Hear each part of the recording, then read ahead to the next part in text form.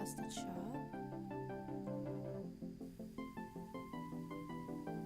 Cool. Let me just copy this.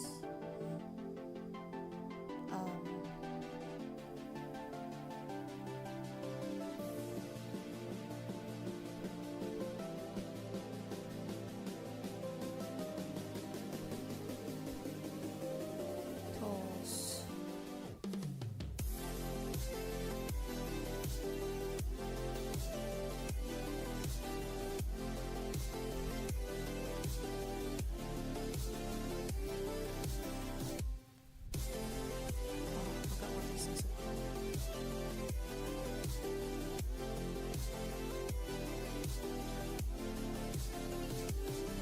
Yep.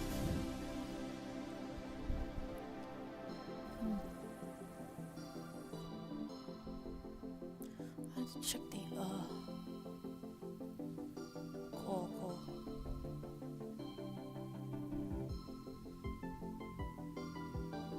Hi! Oh, it's you. Please wait,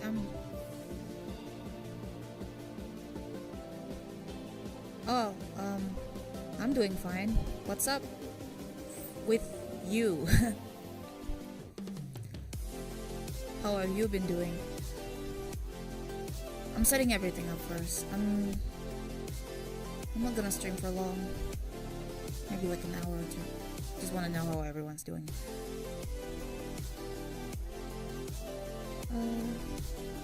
Good to hear. Good to know you're fine. I have work tomorrow, so I can't really stream for long. I'm still setting everything up.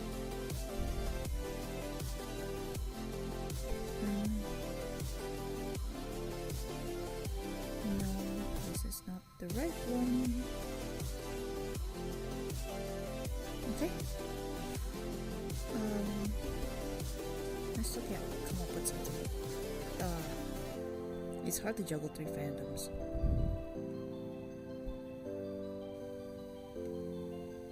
I need to fix that on the top corner. I forgot which button. Oh, there it is. Okay. No, not this one.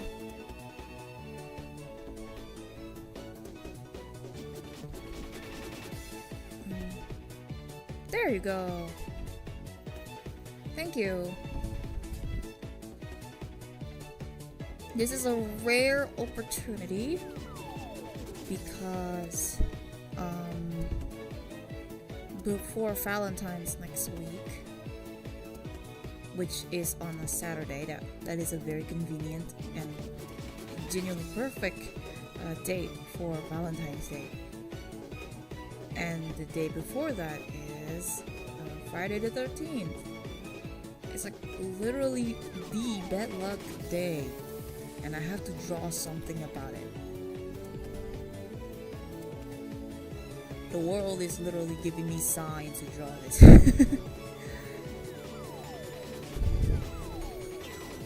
There's no shame in using 3D models. There's no shame in using 3D models.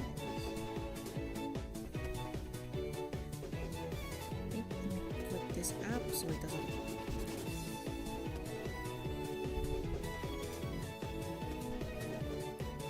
Oops, hold on. Oh. Yep.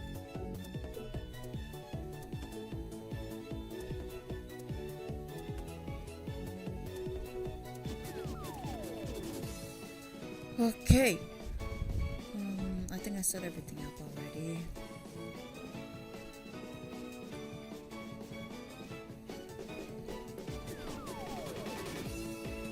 I have to check my phone for the other monitor. What takes so long?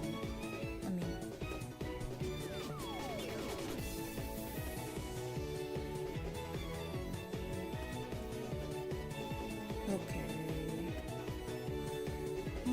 Alright.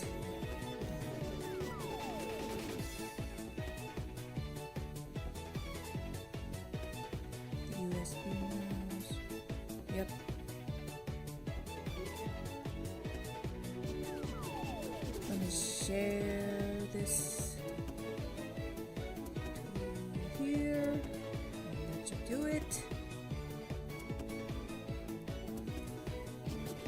Let's hope I can fit. Oh, thank God. But I got disconnected somewhere. The internet is really shitty here. I wish I could move.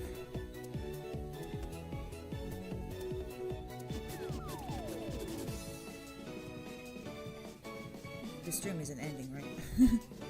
I don't know. I need to check my phone.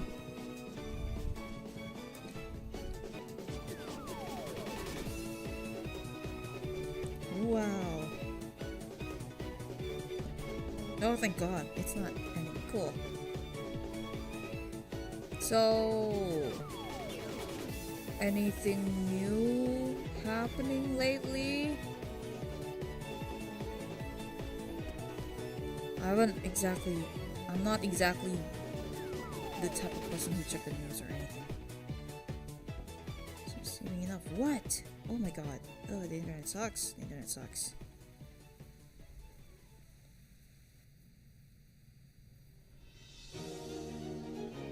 Oh my God. Yeah, this sucks. This sucks.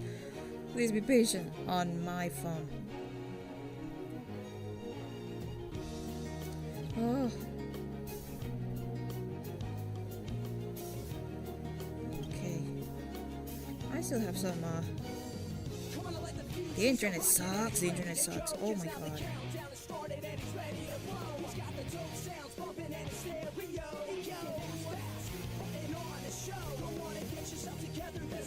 Let me check bandwidth.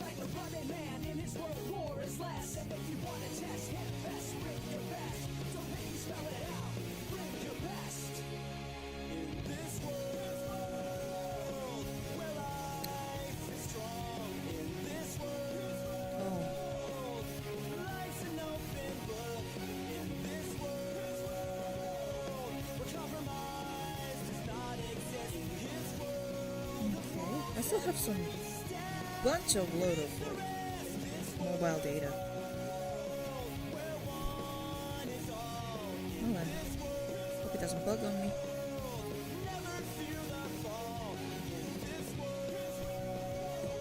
Oops. Sorry, I got a notice from the Discord. I have to check it up a bit. Oh my God!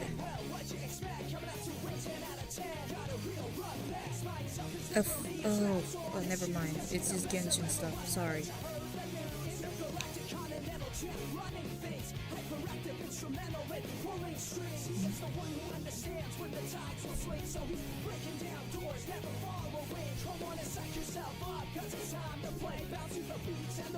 I need to I don't know why I did. No.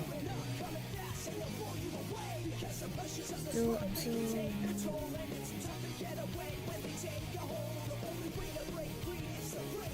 Share this. Somewhere.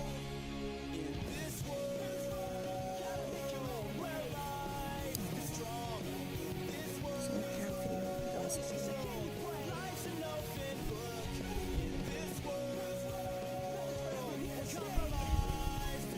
Ooh, sorry. I just saw an ask from a follower of mine in an account. I mean, I have like multiple accounts, each for different fandoms, and I saw one for this Sonic fandom. They gave me this like very neat idea. Well, it's a question actually, but I swear people really come up with better ideas than I do. Because for real. Like lots of the ideas I have are like spur in a moment. As in, I don't actually think it through. I just immediately come up with stuff on the spot.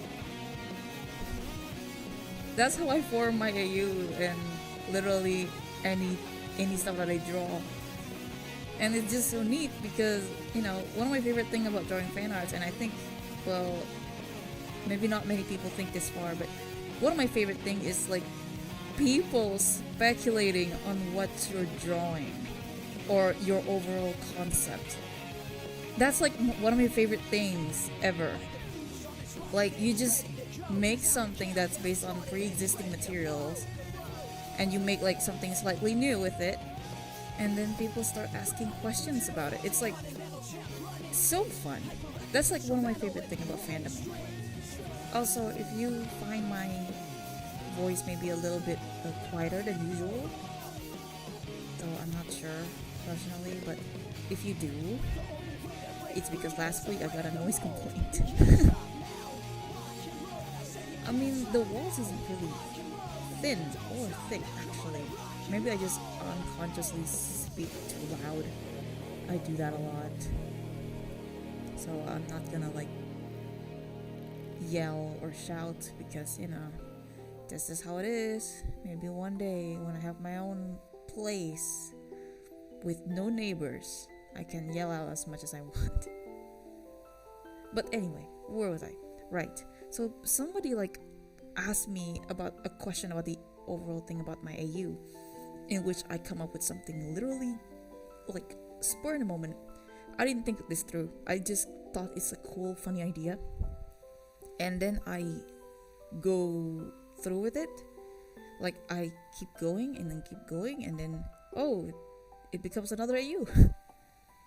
It was supposed to be like this one-off thing that got people speculating, which is my favorite type of fan art ever. Like, you just draw stuff, you just think of an idea, you just watch this movie or show, or you just read this manga, and then you suddenly think of, hey, what if I kind of like got inspired a bit by this, and then draw my favorite characters in them, and then you post it online, and then it got people speculating about it, like, what happened here, who caused it, why did this happen, and how did this happen? And it's like so fun, people literally coming up with their own headcanons about stuff you just make up for like 5 minutes, and people kind of low-key have better like plots lined up, better than whatever you thought of literally after and before you drew that piece. Like, I sometimes wonder if this is how it feels like to like be an author of like a big franchise or known series, right? Like, you got people speculating about it, and then in the background you're like, you know, these people kind of come up with better ideas than whatever I could come up with. And so I found this Tumblr ask around oh, hello Ducklin, hi, hello, hi, good to see you here. What's that? I'm sorry, the chat window is a little bit, I'm bored. Really? Yeah, I have a lot of things in my head. But I was like telling 10-hour road trip. Oh, where are you going?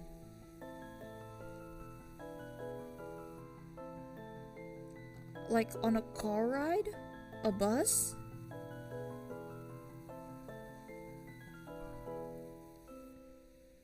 Train?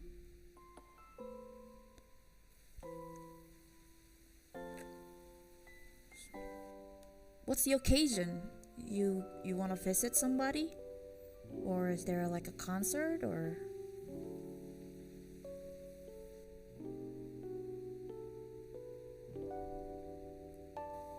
Well, it is like, I don't know about other places, but it's like almost holidays in where I live, so a lot of people are like ordering tickets early.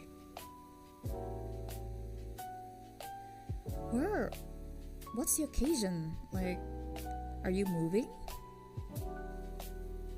That, I don't know how far that is in where I am. Are you like in the States? I heard those durations are normal.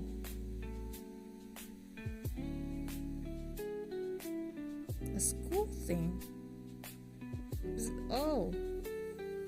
Is this one of those school trips?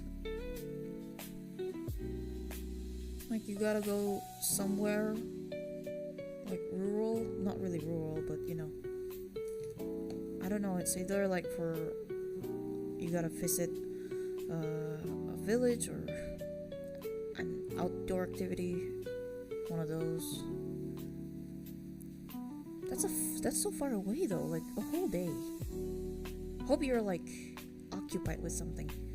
Usually with that many hours of doing nothing, if it's a road trip, I would feel sick. I can't draw, so I would just waste my time watching a movie or something.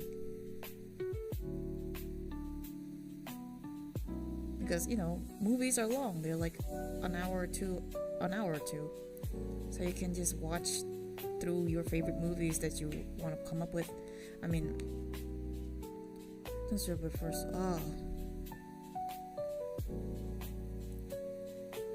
Stopping.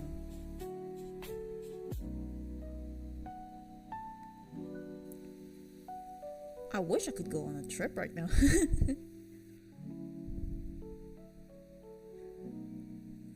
Oh, everyone is singing in the bus, is it? It's one of those? I had that. I used to experience that. It's a good thing I always have my headphones. Usually. They're not exactly noise cancelling, but I can like focus on something else. But usually people sing in the bus or the car or whatever, it's so they don't feel sick. I know people, me, feel sick when they ride one of those long bus rides or car rides.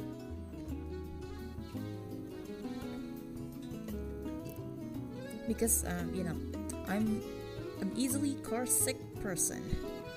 Do not bring me to a trip where the road isn't straight. Oh, the internet is shitty again. Please give me a moment. I need to set this up.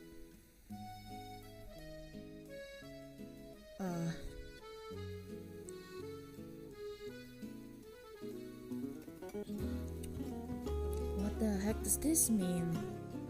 Not receiving enough what? Oh man, the chat's bugged. I can't, it's too loud. Oh, it's okay, don't worry about it. I want to be louder myself. But last week I got a noise complaint because I talked too loud during my streams. So I can't, Let me just the mic a little bit for you. Like, yeah, I can't. I mean, usually I'm a very loud-mouthed person. I talk loud, but I got a noise complaint last week, so I can't talk loud anymore, at least at this hour. I wanted to stream yesterday or this morning, but man, you know how it is with mornings. And yesterday I went to an event and it sucked. I can't believe I wasted like most of my money on it. Not really most of my money, but you get what I mean. I just got this lousy small plushie that I don't even like.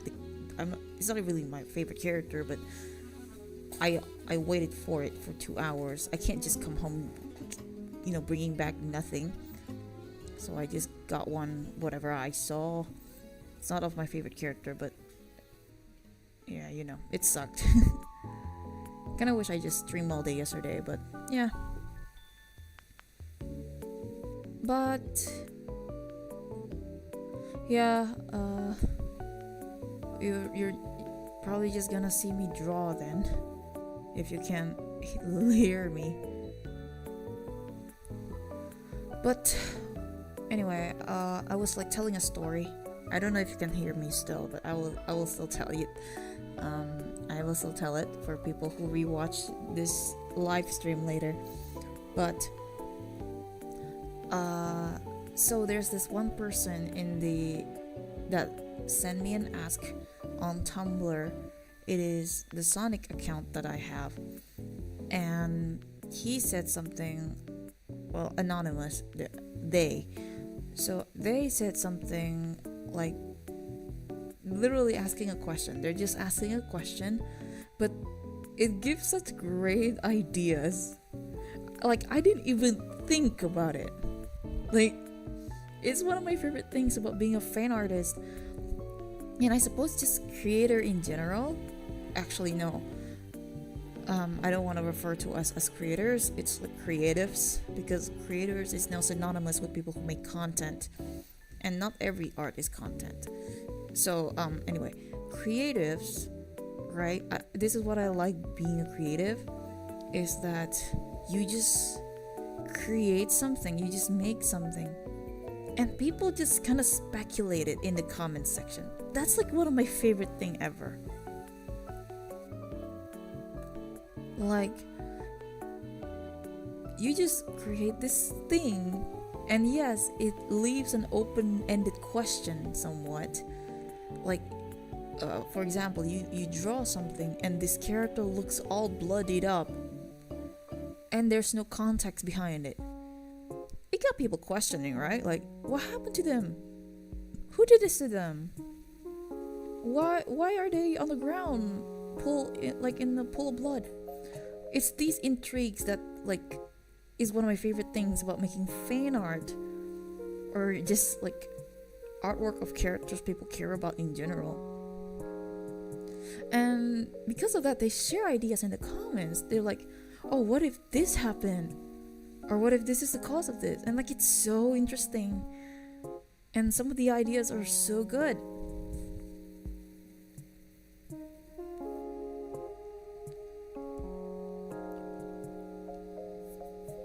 And the internet is kind of bad, is it?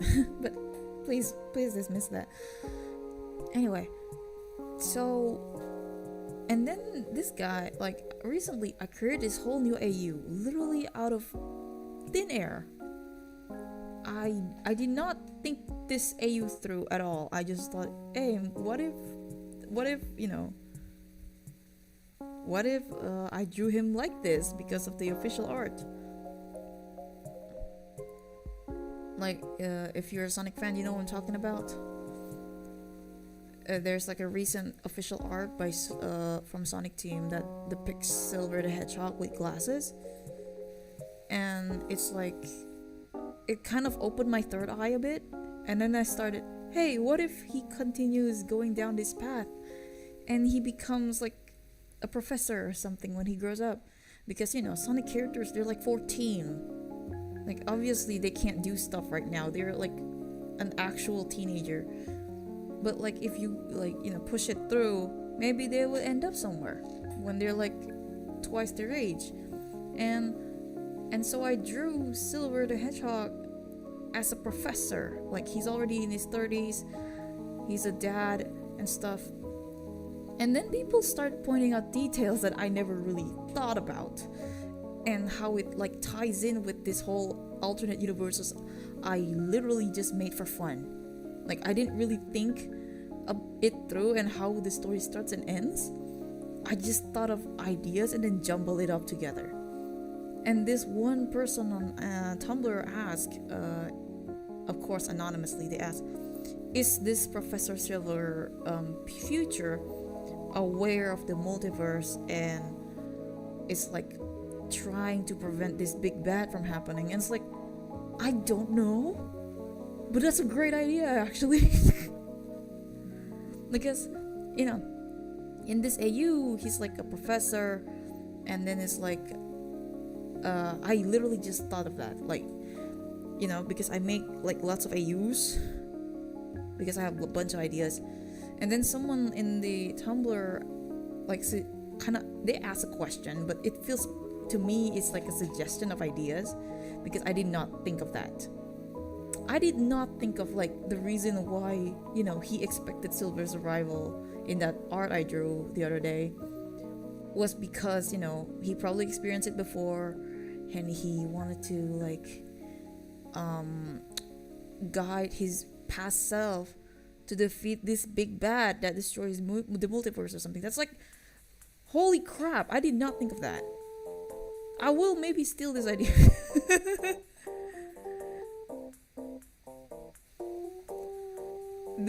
Like, that's how it is with me sometimes, you know?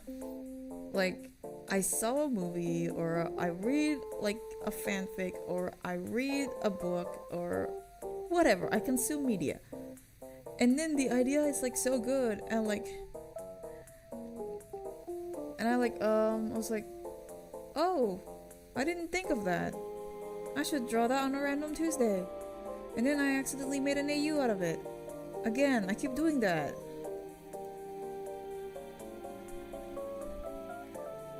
So like at times it's just like a random drawing I draw on a random Tuesday.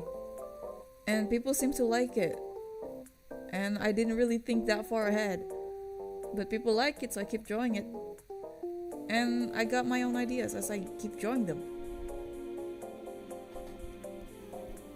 Like genuinely, the Professor Silver thing is just like, you know how it is with Pokemon evolutions, and how like if you keep it a certain way, it looks like this, but if you give it an item, it becomes this. You know, like the Slowpoke line.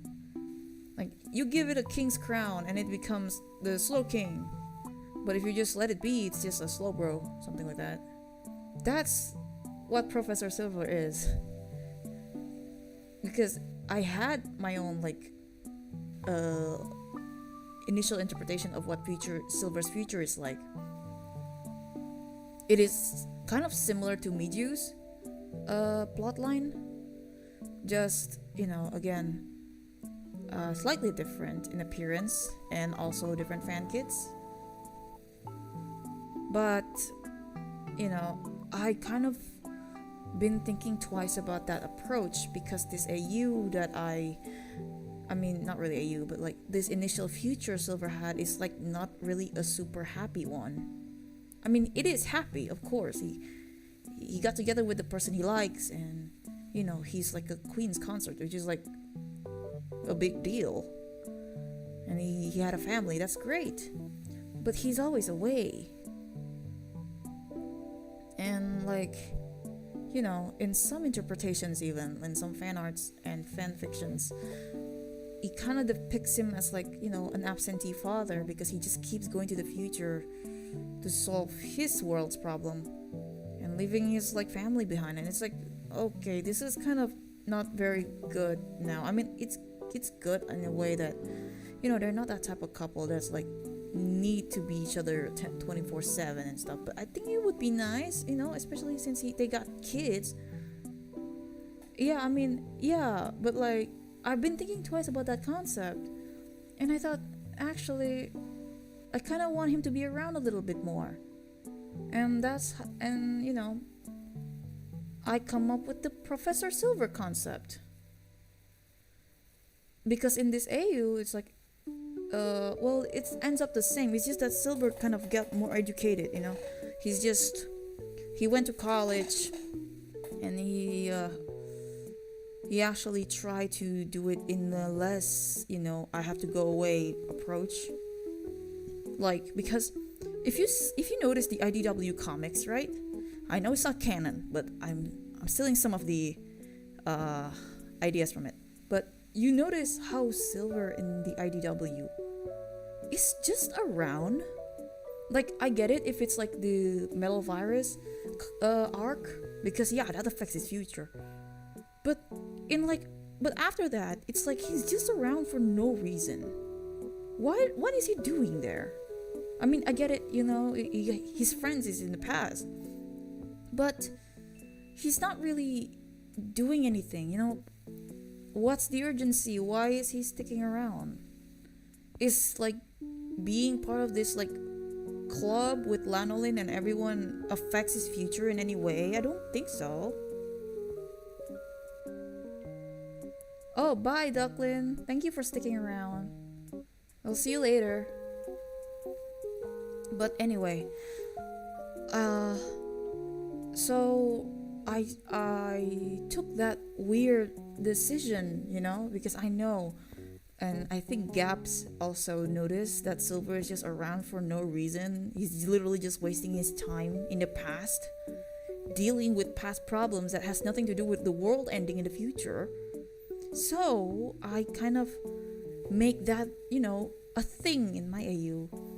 in which, by canon, well, according to current canon at least, the reason why Silver can go to the past is because sometimes a portal disappears, and usually it means it's a problem. There's a problem in the past that he has to like take care of. It's like, his calling card. Every time there's like a time portal appearing in front of him, that means he has to go to the past. There's a problem in Sonic's time or something like that. There's no concrete reason why that's a thing. I'm sure Time Eater has like a thing about that. Yep. Yeah, but here's the thing. If you read like the IDW comic, especially in the recent runs, he's just kind of there. What is he doing there? The world isn't ending because he doesn't, if he doesn't join a certain, club with Whisper and Tangle, like, doesn't really do anything. So, in my AU, I make that like an actual issue in which sometimes the time portal just appears, and when he like goes through them, nothing really happens. Like, he goes through a portal and then, it's like Sonic and friends just having a chill day and nothing really bad's happening at all. And that's been a problem because it wastes so much of his time. He could have been doing something else, And I make that an actual issue in my AU.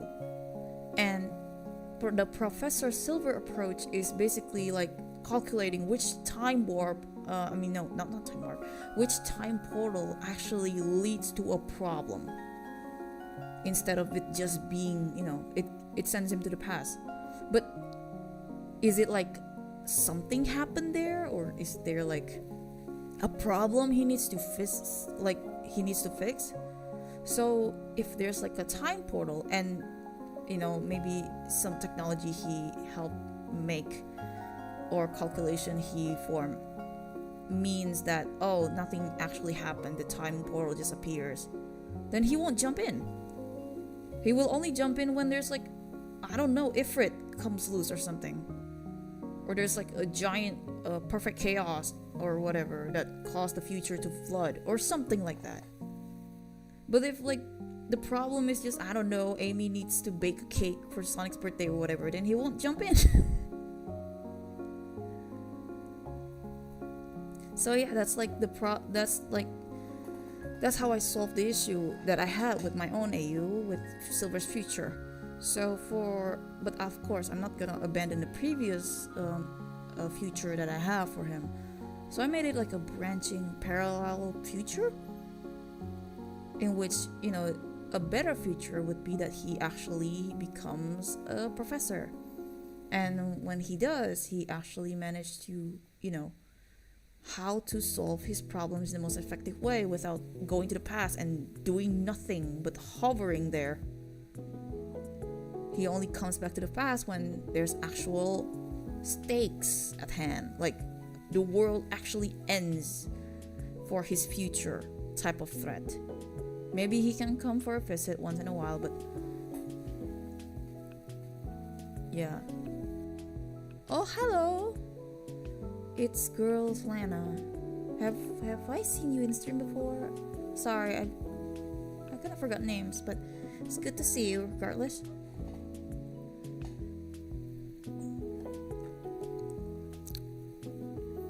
Ifrit to me feels like Iblis, but like renamed, because Iblis doesn't exist. So there's like, I don't know, probably some parts of him kind of spreads, and it's like named differently because it's a completely different timeline. But yeah, like Silver is such a wasted potential of a character, because again, the thing about him is that the more he appears and do nothing, the less important he is as a character to me. Like his appearance should give you like this bad omen, like something bad is gonna happen. But no, he just comes in and just, I don't know, do Sonic Racing or whatever. I mean, that's fine, but like, when you do it in like 3 times in a row. Oh, thank you, Girls Lana. Thanks for the kind comment. I'm an okay artist, personally speaking. I mean, this drawing, it looks better in my head.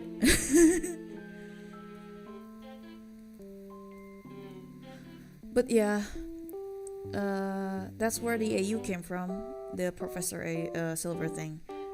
Like, I want him to spend time with his family, so I made him a field scientist. But specifically, he's specifically the Soul Empire's royal scientist.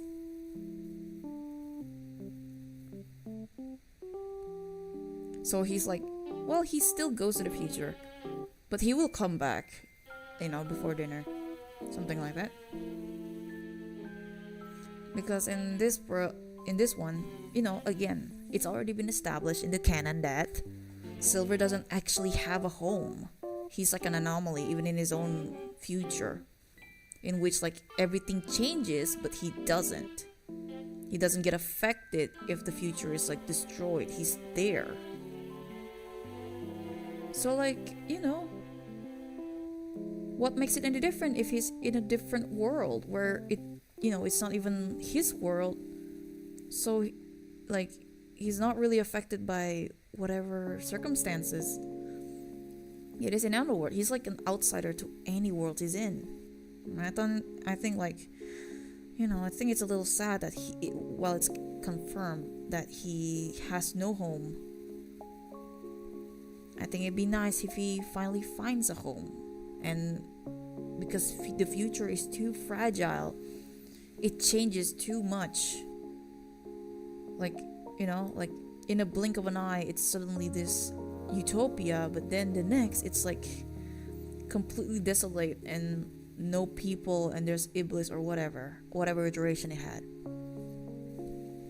So I think it'd be nice if he can like stay in the Soul Kingdom. I mean, the Soul Empire, Soul dimension. Like, instead of like, I mean, he's still saving his world, of course. He has a responsibility. That's his responsibility. But what makes him different is that, he's, regardless of his responsibility, he still prioritizes his own happiness too. It's a little different from how he depicts Fanise, because Fanise is selfish. He just cares about himself. He doesn't care about the future or,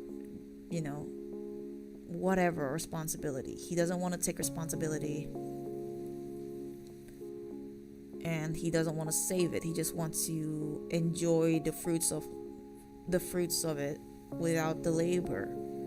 That's Fanise. Different with Silver. Silver still do the saving the future thing. He just has a home to come back to when he's done, and I think that's nice. And that's why I deem that Professor Silver future like a good future compared to the neutral one, in which he still jumps in timelines, jump in time portals here and there, uncertain if it leads to a problem or not, and probably missing his own children's birthday or something. Like, I think that sucks. Like, it's giving Naruto and Boruto, and I'm not a big fan of Naruto in that series. So like, yeah, maybe from now on, at least in my AU, this is like the go-to for the good future, for literally like his adult version. Of course, the previous one still happens, but it's like in a completely different timeline. But for my go-to for Silver's future, it's gonna be that one. I think it's like, nice to not have, the nerd character always a genius.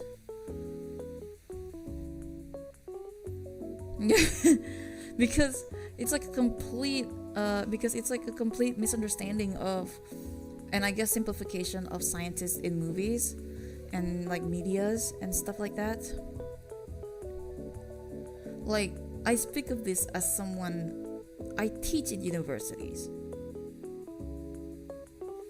I'm not a professor yet, but you know, I teach, I write research papers and stuff like that.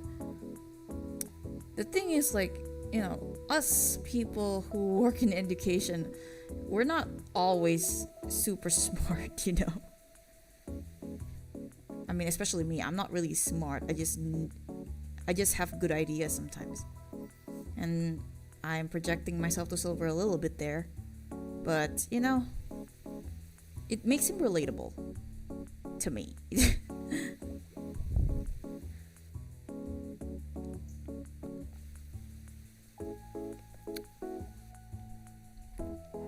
Oh, see, look, I got comments on Instagram, literally just speculating on my own AU again. You guys have great ideas. I can't even come up with these. Cute! Oh my god, Miji drew a fan art again! I'm so happy. Like, I'm so happy people like this concept I made on a random day. Just kind of being struck by good ideas. I appreciate it. I'm very happy. Sorry, you can't see the screen right. I mean, you can't see what I'm seeing right now. You can just open like Twitter or something on my account. But like, I'm very happy. Everyone likes my concept. Oh, nothing feels better than just, you know, having your concept drawn by someone else. Did the cock still in Sorry, I saw a funny meme because that's how I am. When I feel like overwhelmed by emotions, I have to look at something else to distract myself from it before I can look at it again.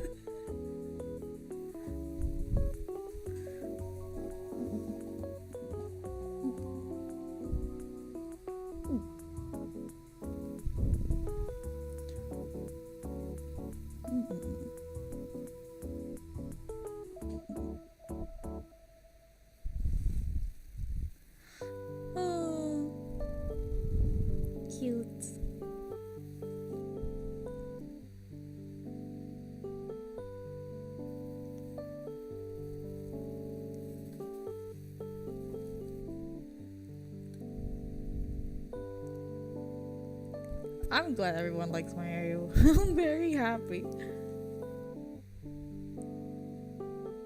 I drew this on the wrong layer. Damn.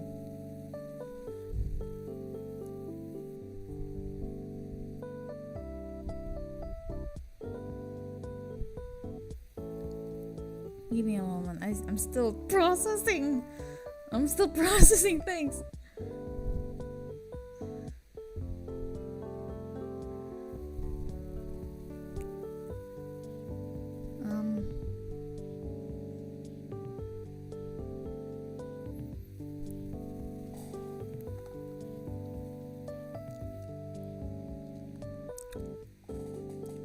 I legit just write all of these concepts in like a random morning. Not even morning, it's like a random afternoon while I was waiting in line for that stupid Sonic merch. It was a Sega Atlas event yesterday. My legs sore from standing for too long. Can you imagine? Like, legit, I was in line for 2 hours. I didn't even get the merch I want because it's like the stock ran out.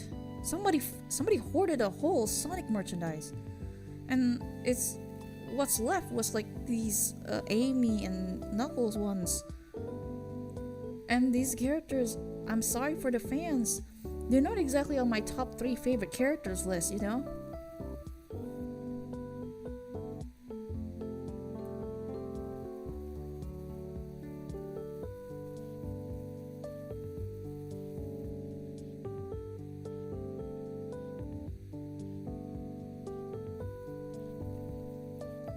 Like, they're not exactly one of my favorite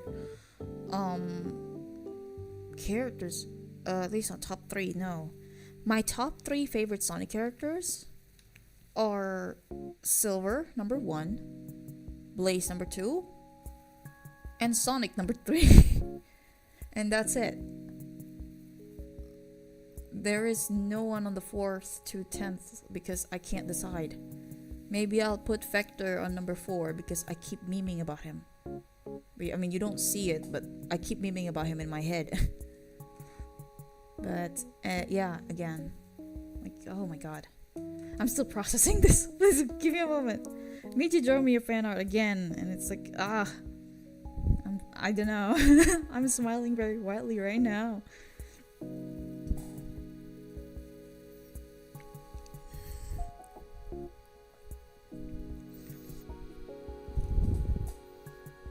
Not the old people fight club.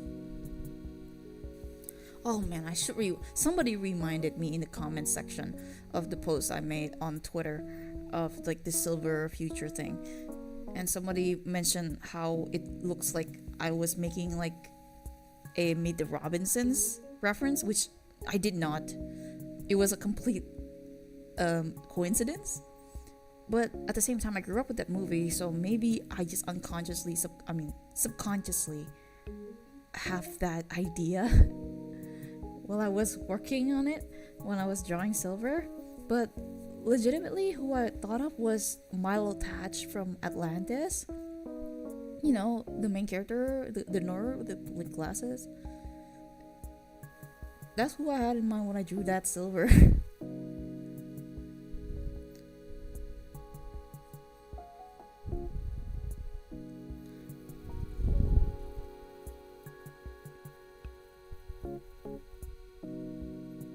Wow.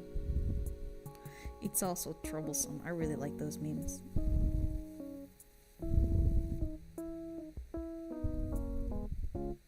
Stop that! Why is someone drooling over this?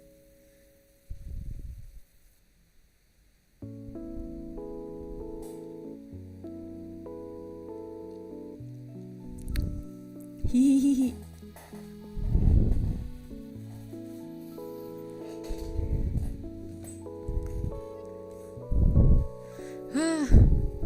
Like, I feel like a genius, you know?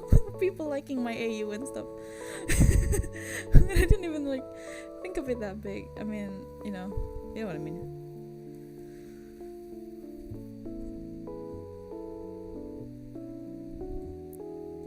Alright, let's just go with this. It was supposed to be drawn in like a line, no a vector layer, but whatever, might as well. Usually sketchy art looks better anyway.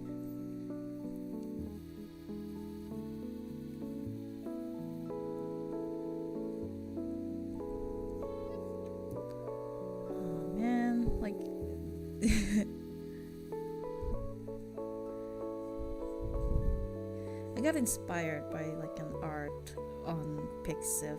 It's like the very well-known art to draw this, and I thought like I can just mix this up because I've always wanted to draw flings this way. I just never like know the reason behind it, but now I know because again, Friday the 13th next week, right next to Valentine's Day. So I thought, hey, you know, finally I can like put this somewhere, put this art somewhere. It's also inspired by a fanfic I read, a Flings fanfic I read. It was by a I think she's not here right now, but like it's by her. It's by Lapin, and I really like that scene. I always imagine this scene personally because, you know, I kind of always project a little bit of Sonic to this iteration of Kid Flash, and this kind of scene always happens in like Sonic fan media and even official ones. So I just kind of like, okay, like how about I put like Kid Flash in this situation? How would he feel? But the concept is just basically taking off running while carrying someone, because Sonic does that a lot, and I kind of want to see Kid Flash doing the same thing. Oops, that's a wrong angle. That's a wrong angle. Maybe I should just black it out, you know, stylistic. It's not like people care.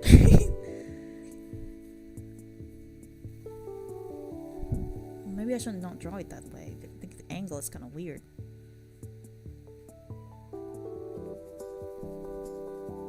Like I need to obscure his like face. I want people to. That's the thing about fan art. Is like you want to keep people like talking, and I think that's like the best part about drawing art.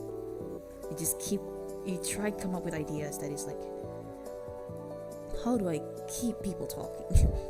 I think this is like one of the fan art that one of the things about drawing art, fan art, is that you gotta come up with like how to keep people discussing under your artwork.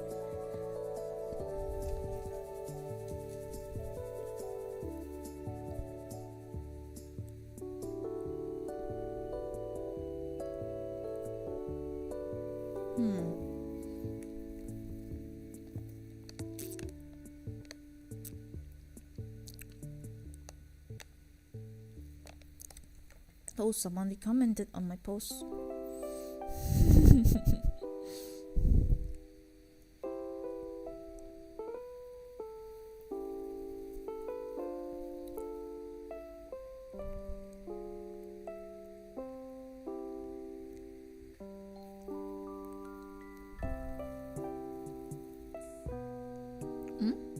Okay.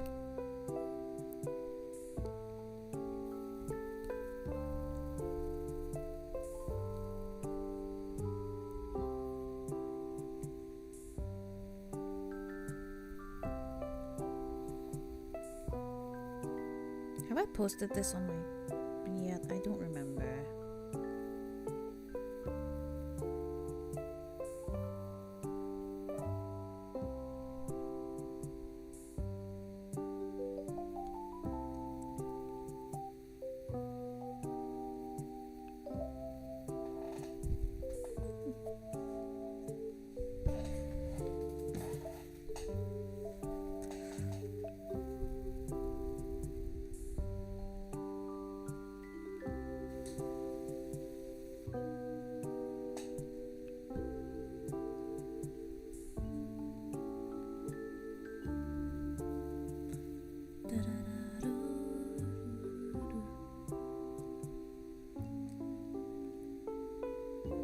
How long has this term been going? Almost an hour. I just yapped for an hour. Oh well, whatever.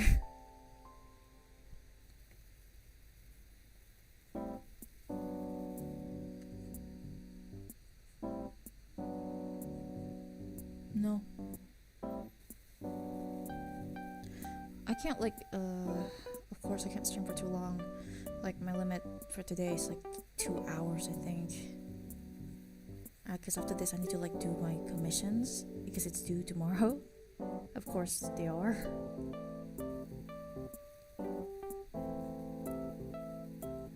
It's kind of hard to manage time when, you know, to do commissions you have to do it on weekends. Well, you know, you probably see some contradictions if you've been paying attention to my posts, because it seems like I post every day. Well, yeah, because I stole those time. Like I was supposed to be at work, or I was supposed to be getting ready. I instead draw something, and I kind of want to like, I don't, you know, I only do that because I just suddenly have an idea and I have to get it out there. A little different from commissions because that's like someone's idea and someone's character, and I can't really post them. Oh, hello,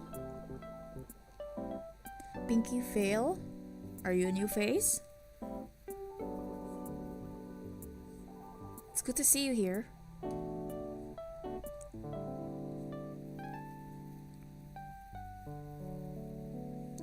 Thanks for sticking around and checking out.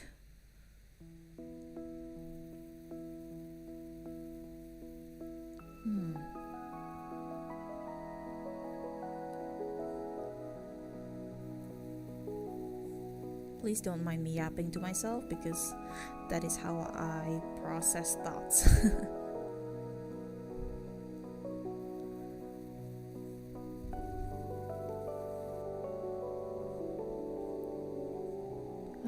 Man, I should have just. But the thing is, if I convert this layer to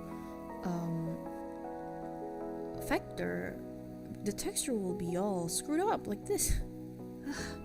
Never mind. I'm a new face. Oh, okay. Welcome. Good to see you here. New face? That's okay.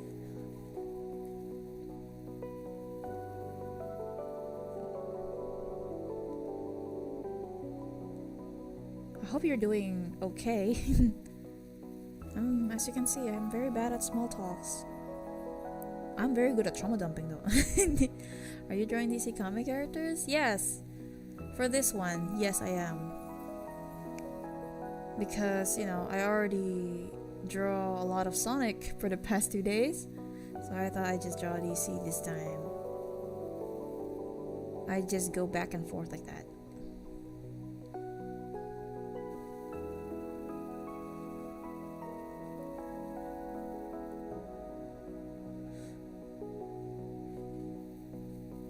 So because I have, in case you didn't know, I juggle 3 fandoms.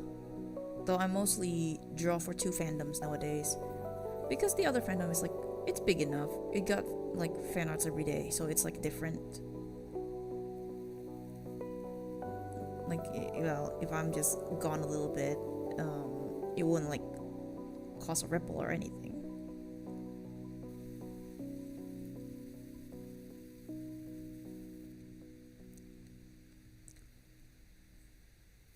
Which is different from this DC fandom that I'm in which it's like a zombie.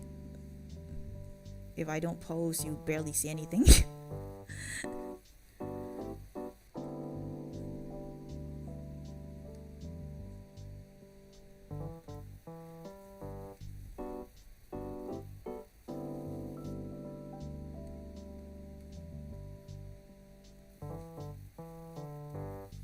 Where was I? Oh, right.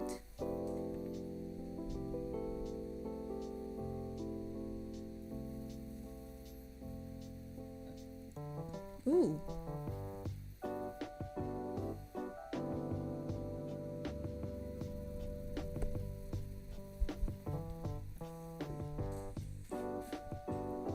Yes, he's very fluffy.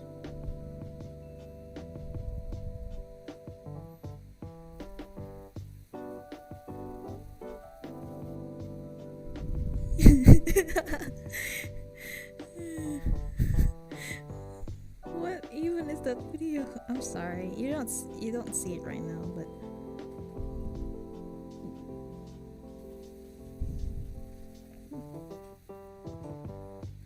oh, that's so cute. I just saw a cute video on my timeline. You don't see it right now, but I'm on my phone. I'm seeing very cute, and I can't help but laugh at how cute it is.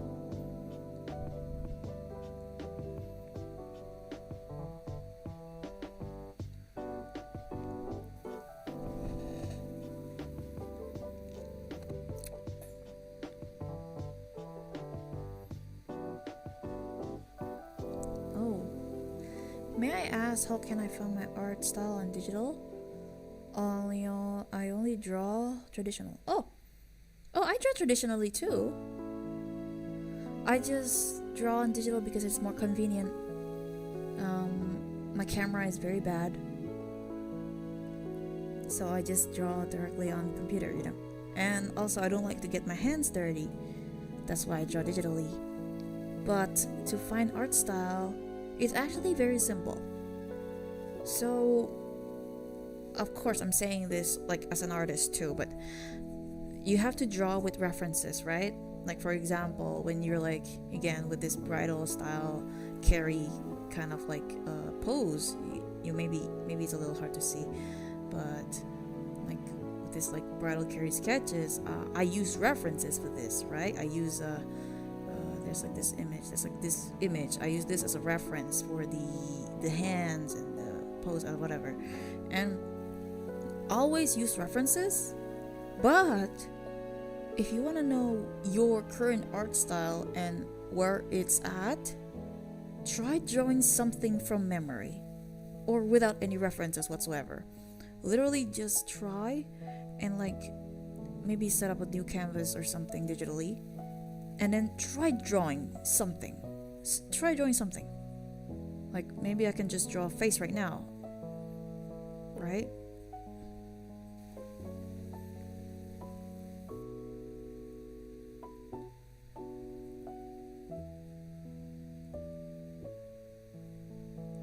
maybe you can just draw a face right now without references, without like inspirations or anything. Just draw what you can.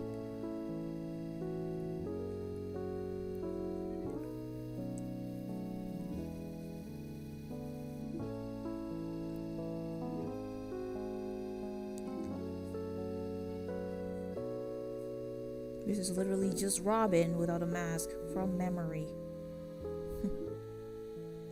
Right? Just draw what you can without any references whatsoever.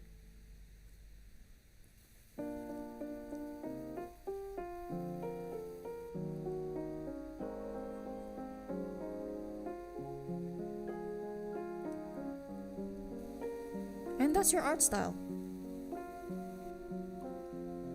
But if you like, because again, if you draw using references, your art would still, depend on that references. But if you like practice enough, literally looking at various of references and learning from it, it will immediately, not immediately, it will eventually integrate itself to your art style. And how to determine that is by, after you learn the basics again, for example, maybe you learn how to draw hands or something like that. After that, maybe after like learning it, try drawing it from memory. Try drawing it without any references. Of course, only after you start learning on how to draw things. Like it took me about 2 weeks to be able to recreate the panty and stocking art style without references. It doesn't look exactly like panty and stocking, but it's my own spin of the art style.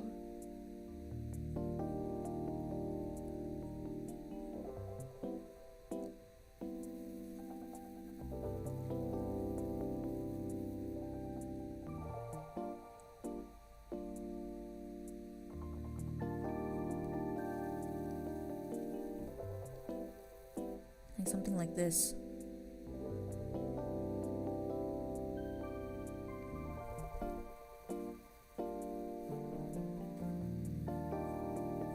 I drew this without references, but my memory.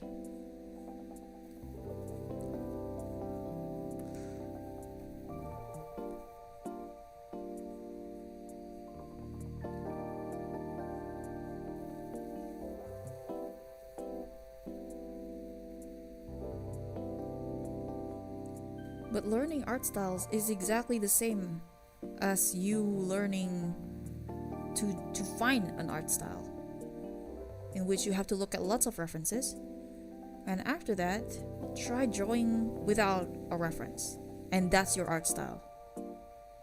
That's how you find your own art style. But yeah, still a cheat code.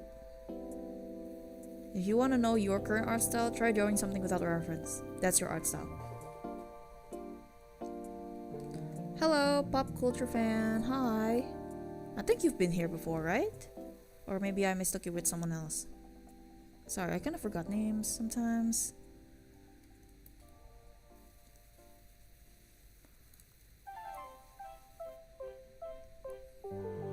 It's good to see you here, though.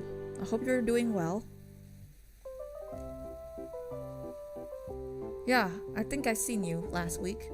I kind of just, there's like new faces now.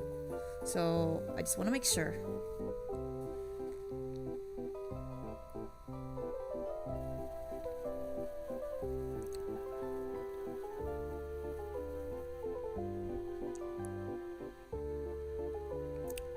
Good to see you again, though.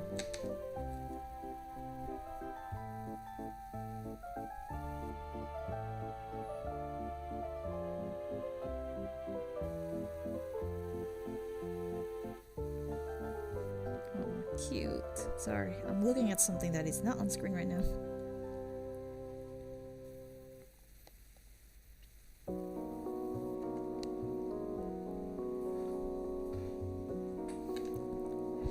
You're welcome.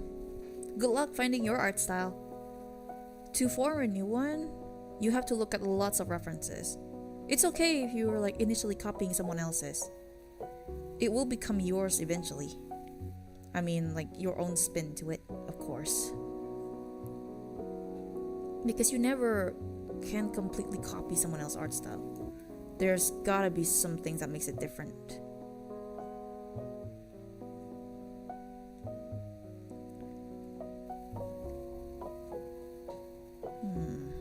Needs like a better...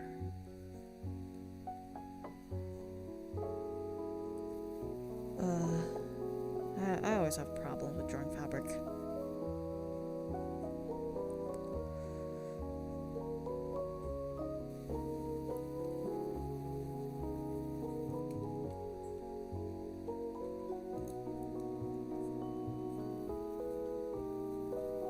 I always get like lots of like comments or controversies around, not me, but like I'm seeing lots of them online about people being worried, what if their art style got stolen or something. And like, I'm gonna say a hot take. I don't think there's anything wrong with someone taking clear inspiration from your art style, or you using someone else's art style as an inspiration, because we all do that, you know. Even if it's not with like a random artist on Twitter, it could be like your favorite mangaka, it could be your like you know, it could be the like Naruto or something, which is someone else's art style too. That's fine. I think what's like wrong is not only you try to copy art style, but you also try to scam people with it, like opening commissions using the artist's art style without their permission, in which, you know, that's like a very gray area. Because if it's like a random artist that has no name to themselves, you know, or like literally just the average Twitter artist, then yeah, I get it.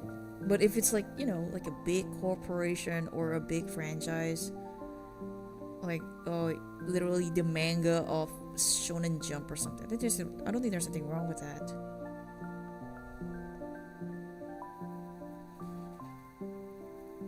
Oh, I got mentioned on Discord.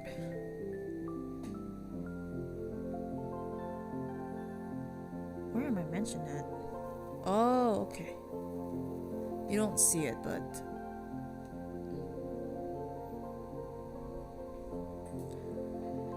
yeah, personally speaking, I don't think there's anything wrong with it, as long as you're not trying to steal someone else's identity and profit off their own, you know, hard work. And maybe you ask for permission or something like that. It should be no problem.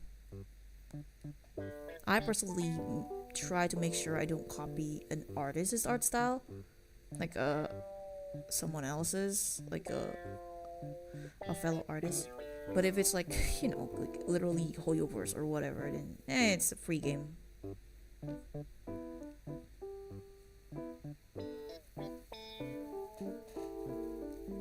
By the way, because it's like a Monday tomorrow, tomorrow it's Monday where I'm at, so I'm not gonna be streaming for too long. You know, because I have work in the morning.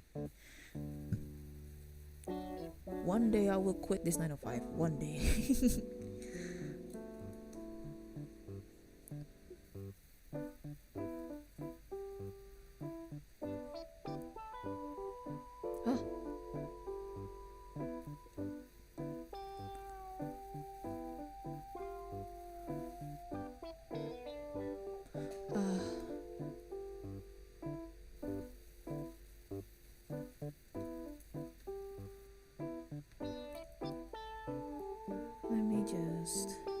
I drew this on the wrong layer. I should have drawn this in like a vector layer, but like at this point I think it's like already too far. I mean, the progress, I don't really want to redraw everything again, because, you know, as great as Clip Studio Paint is, the moment you convert these lines to vector, it will go looking all weird and stuff. So it's like you're better off just redrawing the whole thing, and I kind of don't want to do that.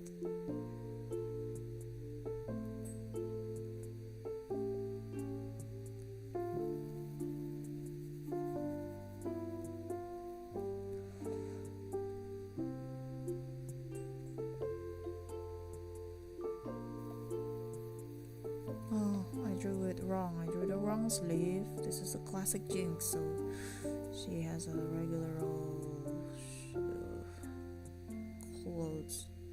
The ripped sleeve is only like a comic exclusive stuff, but in my AU, it's like a certain development happened,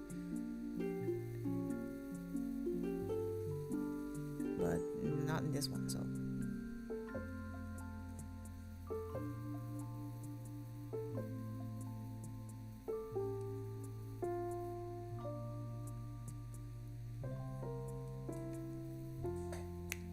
I've been streaming for an hour. I can't believe it. Like, literally, I just yapped to myself for like an hour. Even though I only streamed for 2 hours. Half that I only spent just yapping.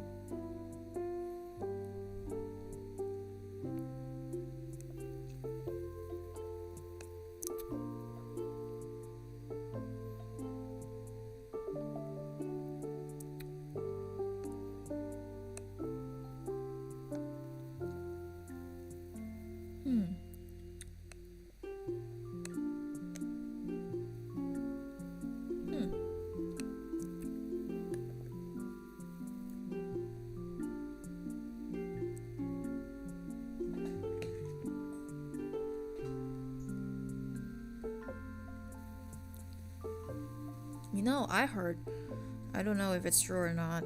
I don't really want to risk it.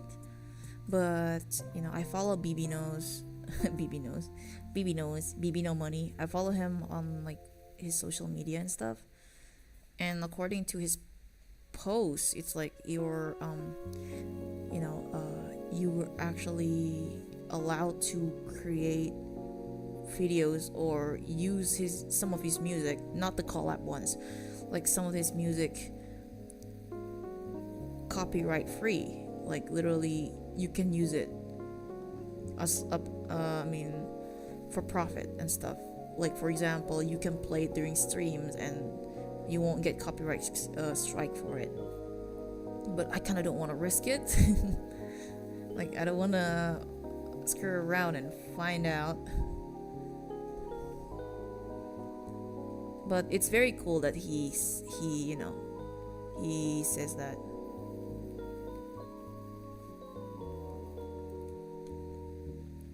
As in, it's very cool that he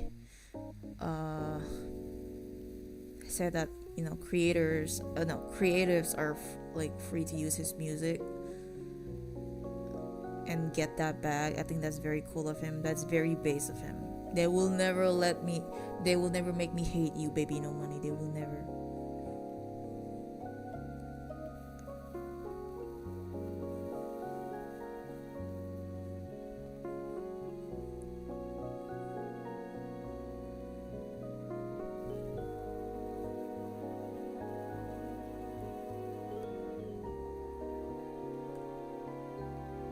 Maybe I can just test it next stream, but I don't want to risk, like, you know, getting taken down or something.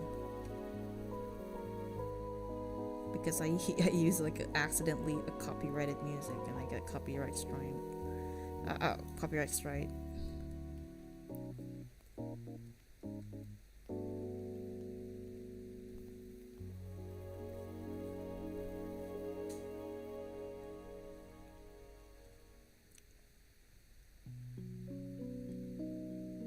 As you can see, my tip for drawing is as long as you're confident in what you're drawing, nobody would question anything.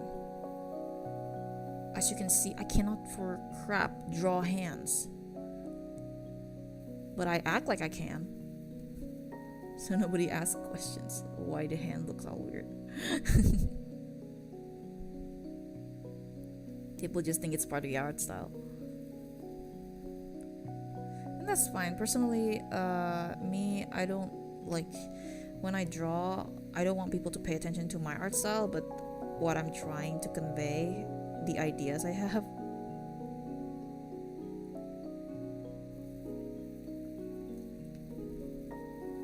Yeah, it is a common struggle with art, yes. But I don't know if I just matured or something, but I never really pay attention to those anymore. Like, oh, the hands are like funny looking, or the anatomy is all weird. Because at the end of the day, it's subjective. And I think as long as you have banger storyline to go with it, nobody would care.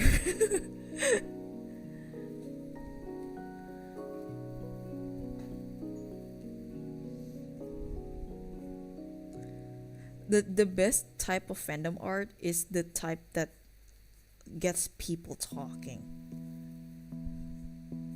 That's like my favorite thing to draw.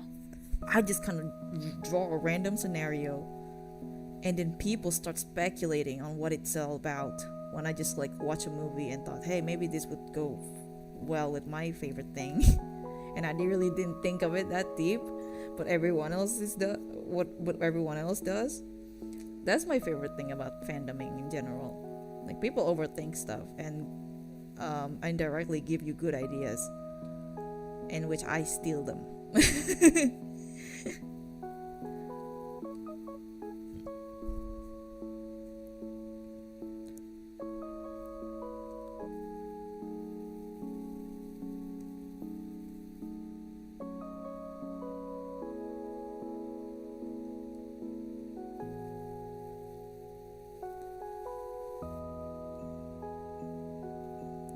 It's all laggy. I'm not getting disconnected, am I? Hopefully not.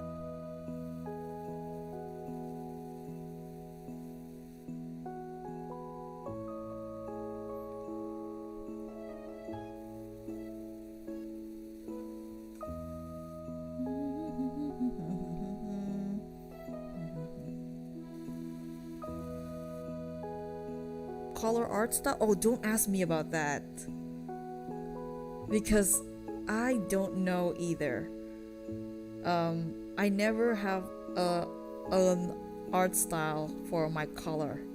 I think you were talking about color palettes, right? And how certain artists have consistent color palettes. I don't have that. So usually, so people think that I know what I'm doing.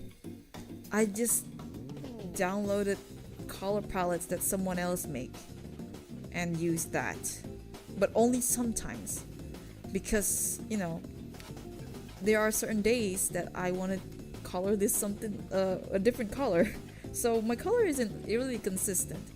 I'm using Clip Studio Paint to draw, right? And they have this like funny looking menu where you can like pick this is a color history. There's like a color set like this. Let me just expand it for you. There you go. And I can just, this is like someone else's collection in which I downloaded each, and I just pick colors from here because I don't have a consistent color palette. I just pick the ones, just like how I draw digitally in general. I don't have like a consistent brush to use either. So it's like depending on the mood and what's like how I'm feeling today. Like, for example, kind of want some pastels, kind of wants a little bit of like rough pens, but the next day it's like, oh, I kind of want something clean and maybe something bold colors. So I don't have a tip for that. I just think you should like experiment. Try going like, I think someone have like this great tip. Basically, you just gather like color palettes and you sort it from the brightest to the least bright. For example, let me expand this again. For example, this, right? Like these colors, and it's kind of like tricky to look. Just like pick the brightest one and then like make that the highlight colors, and the darkest one, maybe this one, as the shadow. You just like keep like experimenting that way. You'll find your own like preferred color eventually. I personally have not found one because I'm not very consistent. No, it's okay. Don't worry about it. It's good to ask questions. But for this one, I can't completely help you because personally, I'm not very good at color theory either.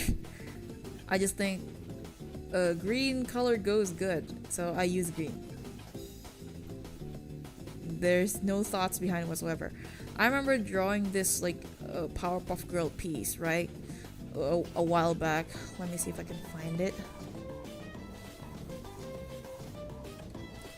Like, give me a minute. I drew this Powerpuff Girl artwork for like a small protest locally. And somebody asked, hey, is there like any particular reason why the eye color looks like this? And I say, no. Like this one, here. I drew this like last year, middle last year, August or something, this one. Right? Like I drew this. And somebody asked, is there any particular reason why they're like white parts of the eyes is this color? And I say, no, there isn't. I just thought it looked cool.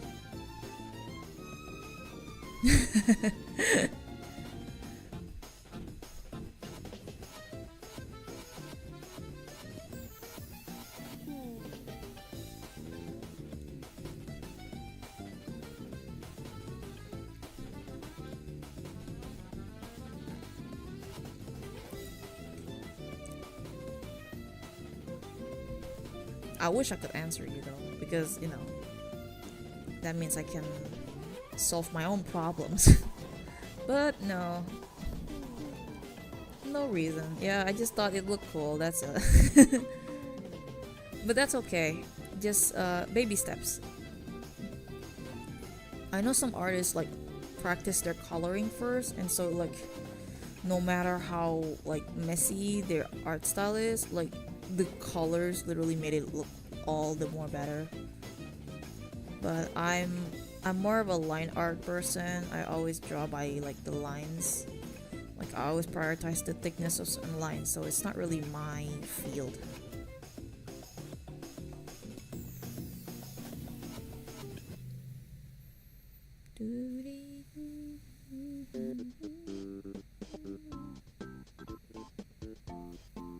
Nothing. Nothing new, nothing new.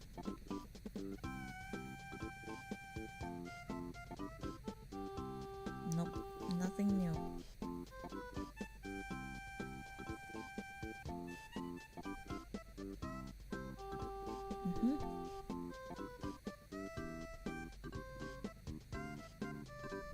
Wow, some people really liked it, huh?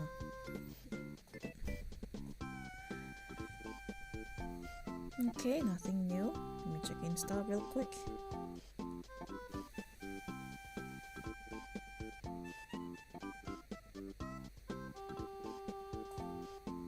Okay. Nothing new. Gotcha.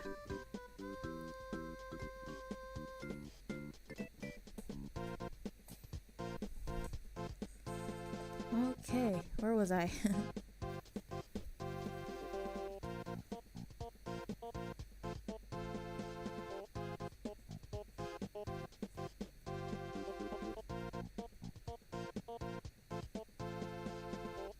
But my general tip is just you look a lot, just check lots of references.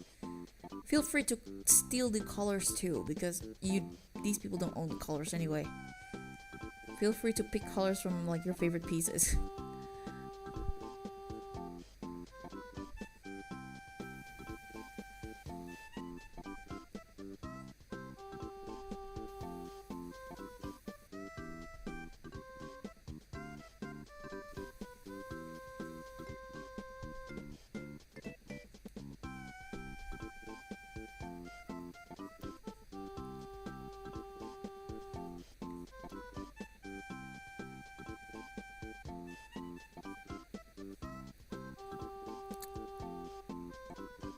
I went to this Sonic Atlas event yesterday, and it was awful. Not only did I waited for 2 hours just to buy the merch. But the merchandise that I was looking for were to literally vanish. Like, there's none left. And I've already waited for 2 hours. So I got myself like this Amy plush, like a small one. Amy isn't really on my top 3 favorite Sonic characters, but well, you know, it's better than leaving with an empty, literally going home, wasting time getting nothing. It's better than that. And also I got this like keychain, which is apparently gacha, as in it's randomized. You don't know what you're getting. So I got one. It cost like $4 or something. And who I got? Of all characters, of all Sonic characters on the planet, I got Eggman. Of all characters. Worst event I've been. I'm not going there again.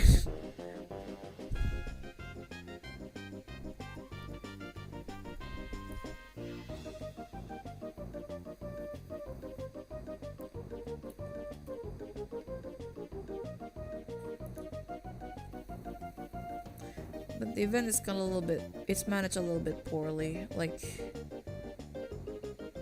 it's like a crowd of like lines, not knowing where to go.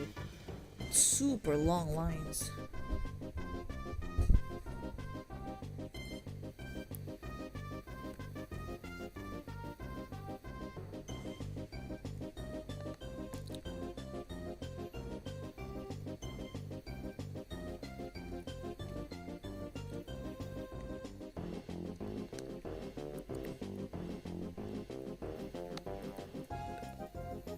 Anyway, you know, as I said, I'm only streaming for like 2 hours today, just to ask how's everyone doing.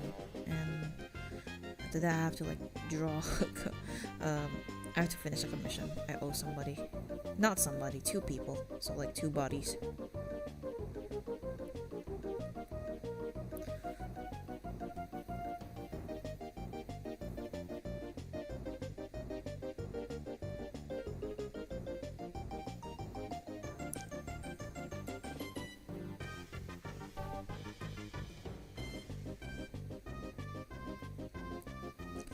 I really want to listen to some funk right now. Like, say what you want about the funk genre, but it really got you all hyped up, and it really helps with, like, you know, keeping your spirits all high up. That is until you listen to like 50 of them in one sitting and you got bored.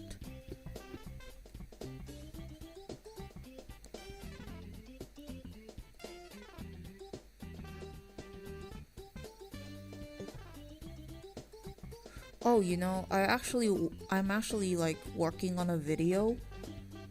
Like, it's nothing art related or even Genshin related, if anything. I wanted to like, I already made like a second channel just in case, where I will post this video at, because this is supposed to be like an art specific account, specifically made to like animation and just me streaming. But this other account is supposed to be for my edited videos, and in this like account, it's supposed to be me reviewing comics and such. Like, I'm no comic book enthusiast or anything, but I draw, and you know, I like stories, so I wanna like dig into this field as an outsider looking in.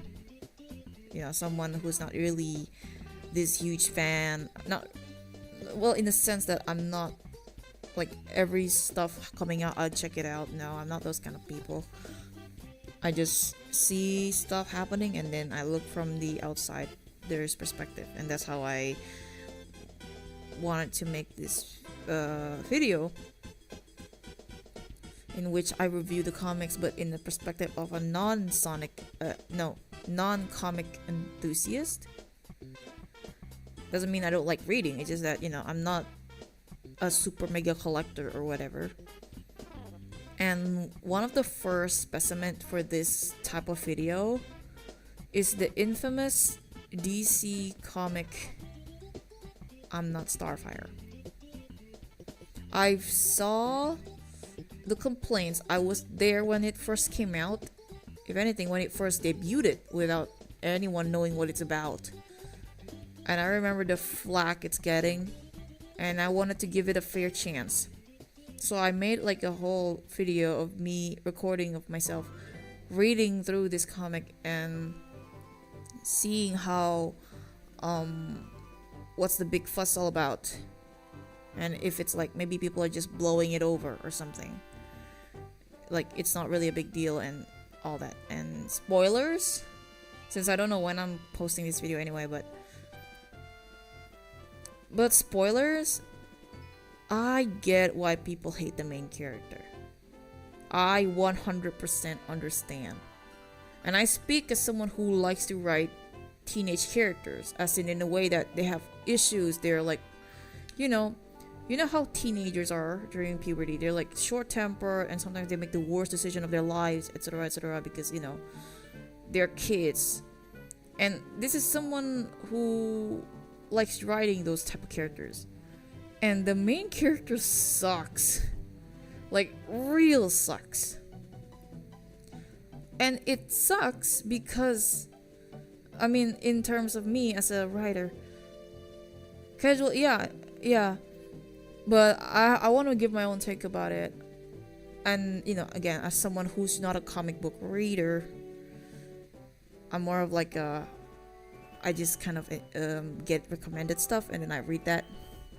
And from my perspective, I think it sucks that because I wanted to like the main character. I really did. Like, I excuse some of her behaviors and stuff because, again, she's a teenager, she doesn't know what she's talking about.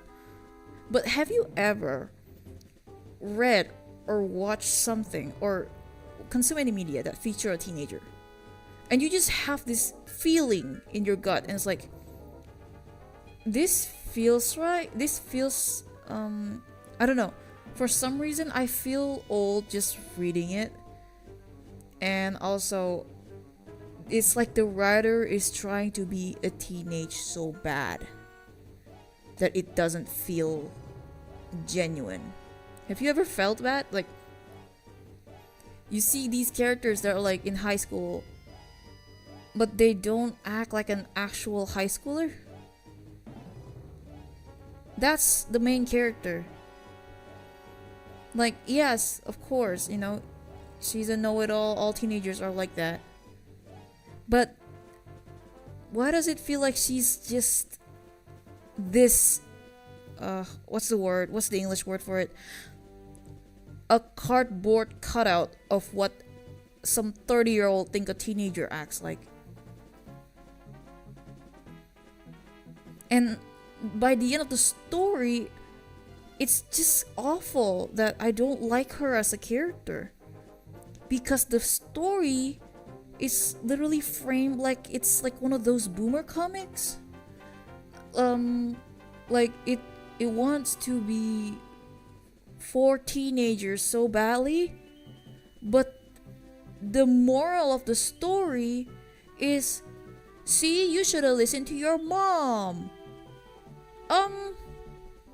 There's something disjointed here. And I'm not a big fan of that. Like, yeah, it's no wonder the people hate your main character. The story frames it as if she's always been in the wrong and she should have listened to her mom. That's awful. That sucks. I feel like I'm being lectured. No wonder people don't like this comic. And the main character.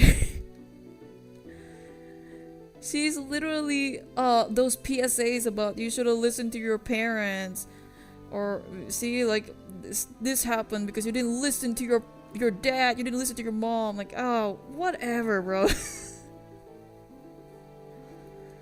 So I'm not a big fan of that comic because of that. If only there were more nuance with it, you know? Like, I get it's for young people, but if it really is for young people, then why do you make stories literally just looking at the camera and basically telling them, you should have listened to your mom knows best. Like, shut up. That's my that's my inside, my inner teenager self saying like, shut up. Like, I'm not saying, yeah, exactly, like, I'm not a big fan of how the comic spheres people depict or process the story, because they're just ad homineming it, you know, like they're just bringing, oh, this is a self-insert, that's why it's bad. Look at the author, look at how not attractive to me she is. Like, this has nothing to do with anything. If anything, yes, the main character is not likable, but not because it's a self-insert, but because she's just a cardboard.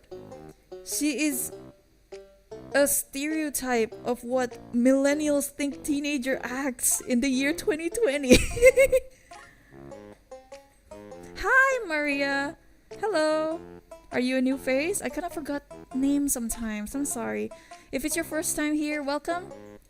If you've been here before, hi again. Good to see you here. Thank you for stopping by. I'm just drawing stuff and talking about how I've been doing for the past week, and also some of my random thoughts. I hope you're having a good weekend. If you're still, if it's still morning somewhere place in the world. It's currently 10 p.m. and it's Monday tomorrow where I am. So I can't really stay up too long. Because, the more the darker, not the darker, the later the night, the more easily disturbed its people are, because any smallest sound sounds way louder than it's supposed to be. You know how it is with night times and how weird it is, how weirdly silent it is. So it's like any small noise you make sounds like it's like maximum or 200 in volume. So that's why I can't do any midnight streams today, or any time actually, if I'm still living in this place where I'm at in this flat. But yeah, again, to go back to that topic again.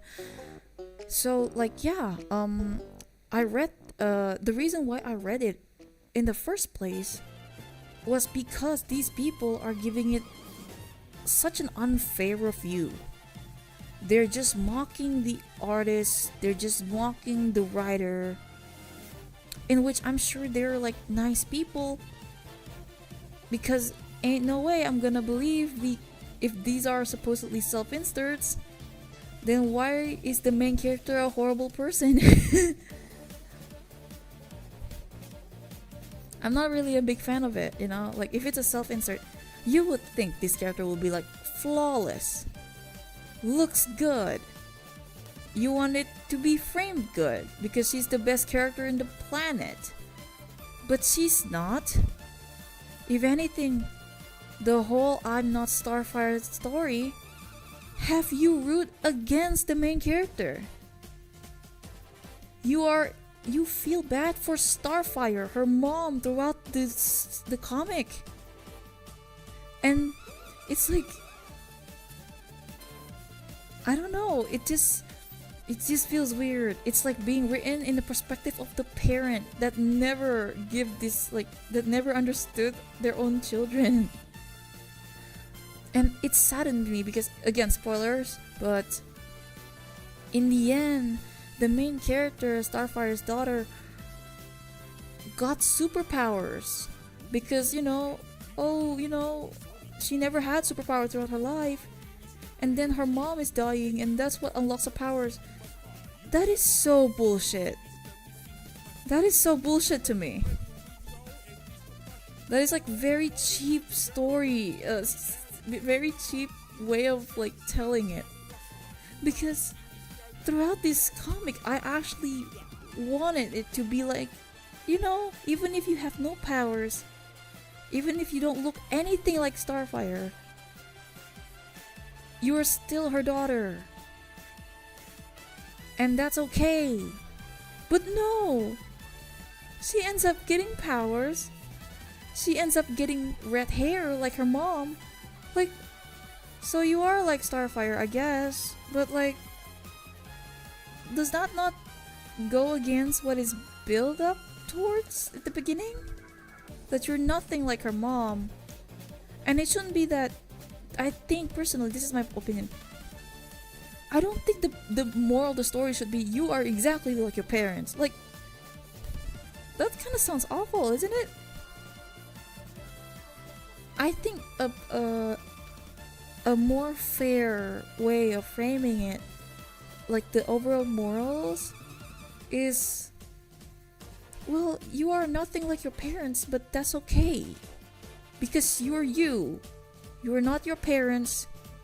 You're not your grandpa or whoever.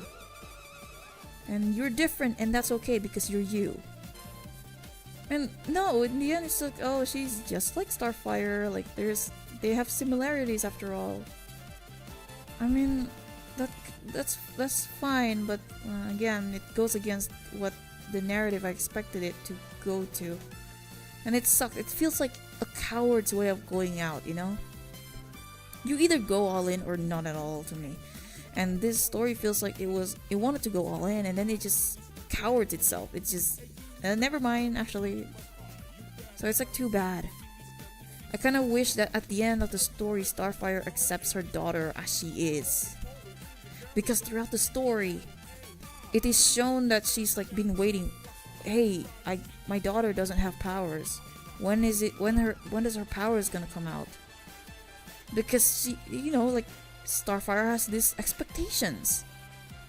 And the thing is, and this is what makes me feel like this story is written by some parent, or maybe even going against the teenager's perspective, and more so leaning towards the parents' concern, is at the end she does exceeds, or at least gets, following what her parents expect her to be. And that kind of rubs me the wrong way a little bit.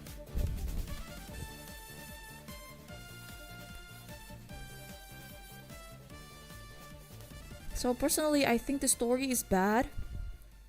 Not because, oh, this is a self-insert to the writer, or the character looks ugly. No.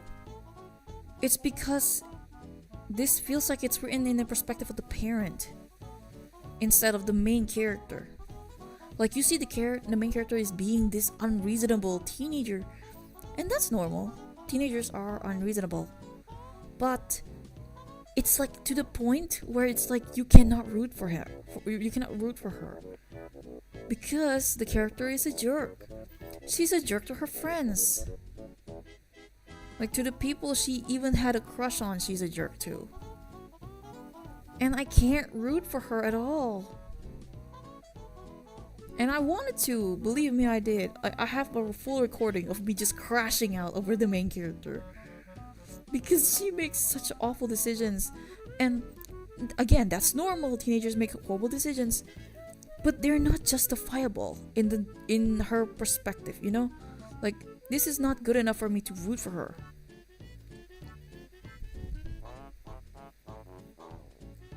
If anything, it makes me side with Starfire even more. Yeah, no wonder the main character is like so hated. There's not a single good redeeming qualities about her. Also, you can tell from the comic. I think I point this out like once or a couple of times in the video I recorded. You can tell the target audience for this comic is like children or tweens that grew up with the Teen Titans. Not the comic Teen Titans, no, the TV version of Teen Titans. Probably, most likely, the the original cartoon from 2003, but it could because the comic was apparently released in 2020, which is like that's very recent, like more so 5-6 years ago. And you can tell this is like for tweens and teens who like grew up with Teen Titans Go or something. Because the Teen Titans team are literally the cartoons team. Because if in the comics it's like, oh, there's like Jericho, there's like Cole, but in this is like a cartoon Teen Titans, so it's like Robin, Cyborg, Raven, Beast Boy, or Beast his name is, because like you can tell. So it's like it's 100% not targeted towards the average comic book goers. It's like targeted towards the younger audience. But if it's a book targeted by the young for the young audience, then why does it feel like I'm being lectured when I read it? Why does it feel like, because I read it in the perspective of someone that is like, I pretend to be a teenager for the target audience and stuff. And I feel like I'm being told to. I mean, I'm being told by like a teacher or a parent. You should have listened to your parents, see, or this wouldn't happen. Like, shut up. Shut up. Like, oh, you look at you. You have powers. See, you're not so different from me. I don't like that at all. This is so very much. It's giving like blood family problems. The poor children that are adopted cannot relate to this problem. There's a difference between being flawed and between unjustified. Yes, true, correct.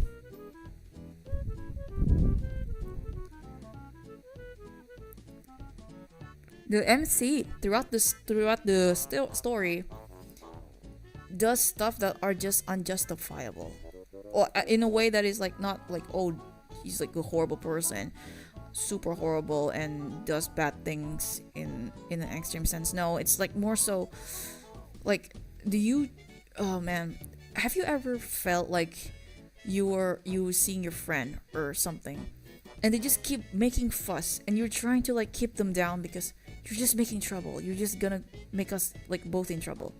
That's how I feel like just following the main character when I was reading this comic,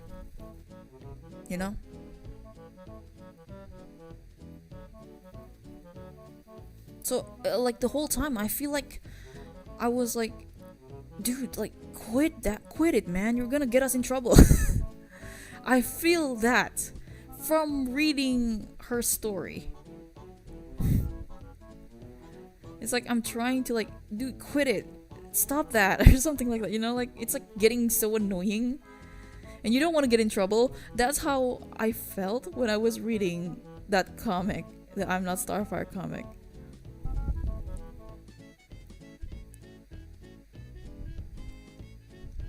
It's kind of hard to like explain, but that's how I feel.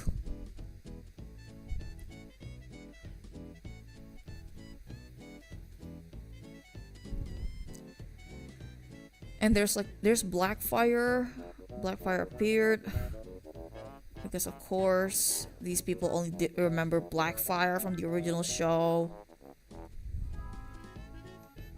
even though she only appeared like 3 times or something. But yeah, there's Blackfire and she started the problem. Like, it's like so funny because like for some MacGuffin reasons, like, oh, because they're trapped, they can finally talk it out. Starfire and her mom, that is. But yeah, again, the story feels like it doesn't want to understand the perspective of the teenager. It wants the teenager to understand where the mom is coming from. See, she's doing this for her own good. She asked you to go to college. It's like for your own good. Like, oh, shut up. Shut the hell up. Like, I think it would have been much better as a story if at the end it's like, if you don't want to go to college, that's fine. and you don't have powers, and I guess you are very different from me. That's fine. I still love you regardless because you're my daughter. That would be a better, much better story. Like, okay, so like again, Starfire learned to accept her daughter the way she is, and you know, the main character can like also hear her mom out, where she's coming from. And I get it.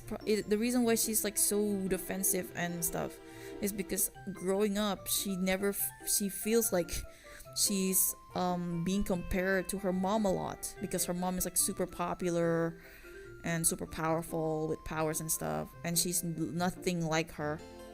And even got to like even basically doing the same thing the comic critics do, basically like accusing her of being this, like, I don't know, some like a result of an affair or something. And literally the characters in the comic is asking her, like, who's the father, you know, something like that, like literally what the comic sphere is been doing. And yeah, those people are jerks. They're weird, and they're just being like going against the character's privacy. But that's the story build up from there. Like, why the main character is like so pissy towards her mom. Basically, she doesn't want to be tied to her or literally compared to her. She's nothing like her, and that's fine. That's 100% understandable. I've been there, you know. My mom, I can relate, because you know, my mom used to be like this local supermodel, and she likes to do like fashion shows and stuff, and I'm nothing like her. I relate, I understand. But then the story tells you like, oh no, you know, it's because you didn't listen to your mom. Okay, no. And then also the main character is like becoming less and less defensible. Like, I can't really root for her anymore because she's such a jerk. And I'm not a big fan of this whole narrative. Like, this was written like 2020 something, right? But there's still like literally the I'm not like other girls type shit going on.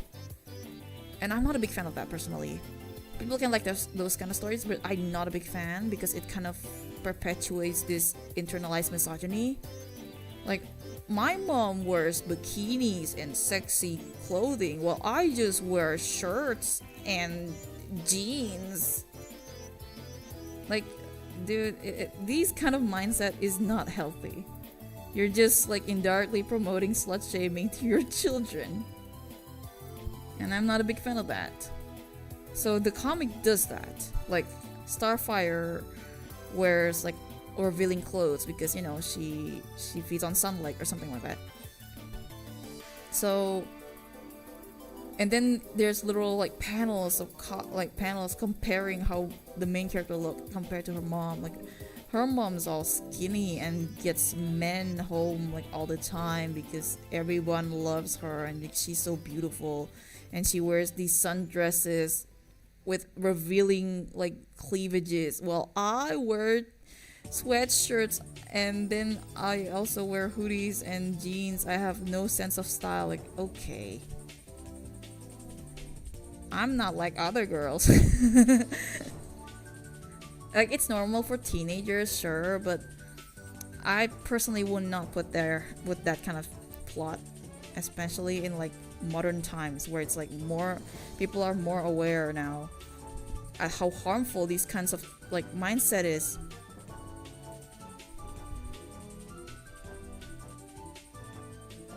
So yeah, that's a thing in the comic.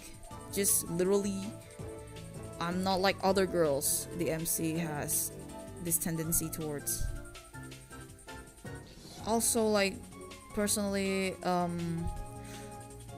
again, like the whole thing, it was built up for this like to be this, oh, you know, in my perspective at least, it feels like, oh, I guess it's like Starfire needs to hear where her daughter is coming from, because, you know, the reason why this happened in the first place is because she's not seen as her own person. She's seen as like her mom's shadow. And I think like Starfire needs to hear from that.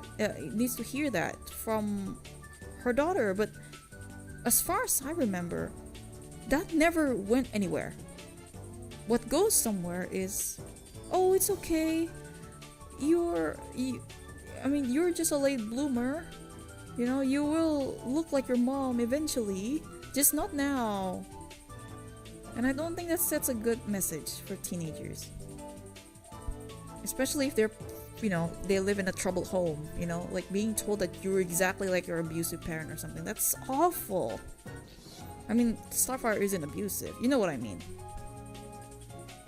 It's like, oh, you are exactly like your parent. It's like a horrible message, in my opinion. If anything, it should be like the parent should accept their kids the way they are, without expecting them to come out looking or doing stuff that you do. Because, that's just how kids are. They're not extensions of you. They're not this like your way of like retrying life. They're a completely different individual, like a living, breathing thing that has its own dreams and expectations. So it's like, yeah, it's awful. Yeah, they really want to be Ruler Shadow. Yep.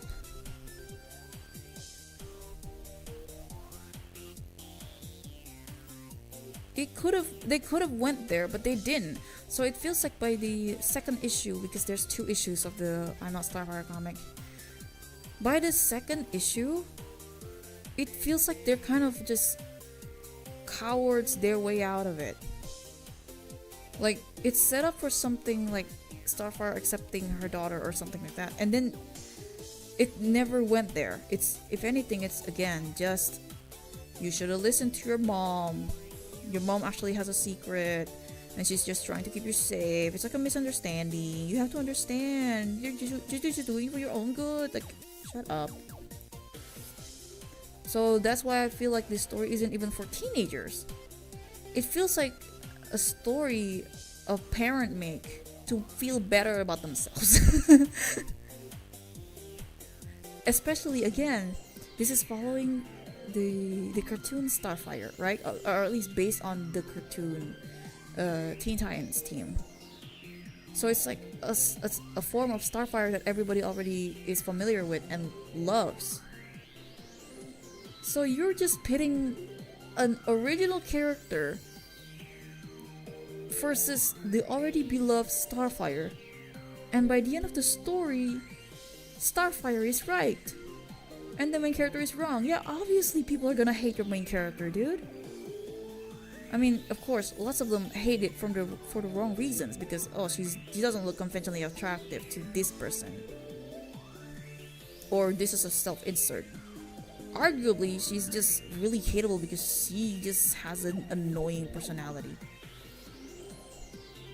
Like, I don't get why, if anything, like, I don't get why she has like her crush liking her back for no reason.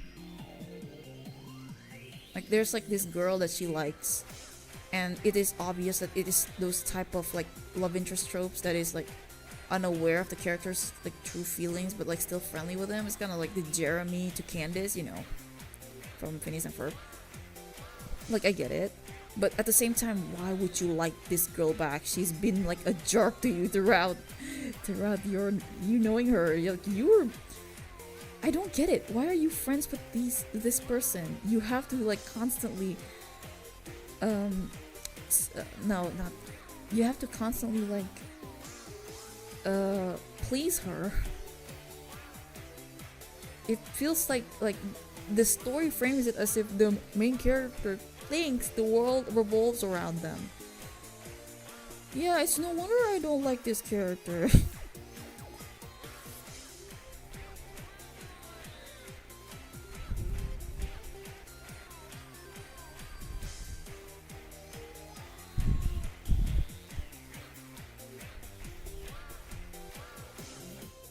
Oh, people drawing their own interpretations. That's so cute. Sorry, I'm looking at something else.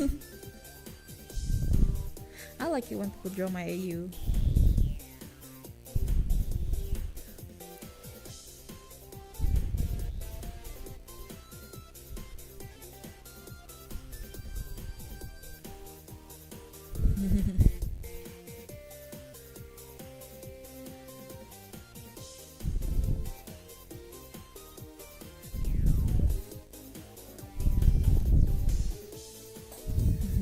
Cute.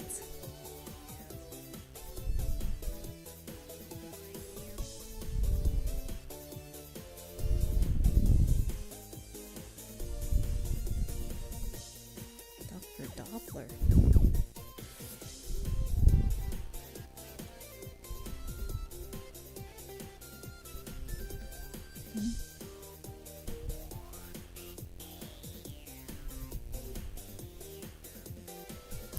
Sorry, I was distracted for a bit there.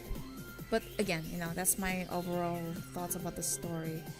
I just wish it didn't like immediately retract whatever it's trying to set up in the first like pages. It feels like a coward's way out. And yeah, it's just it doesn't feels like the story is rooting towards the supposed target audience of the comic. It feels like it's rooting towards the parents. So I'm not a big fan of that.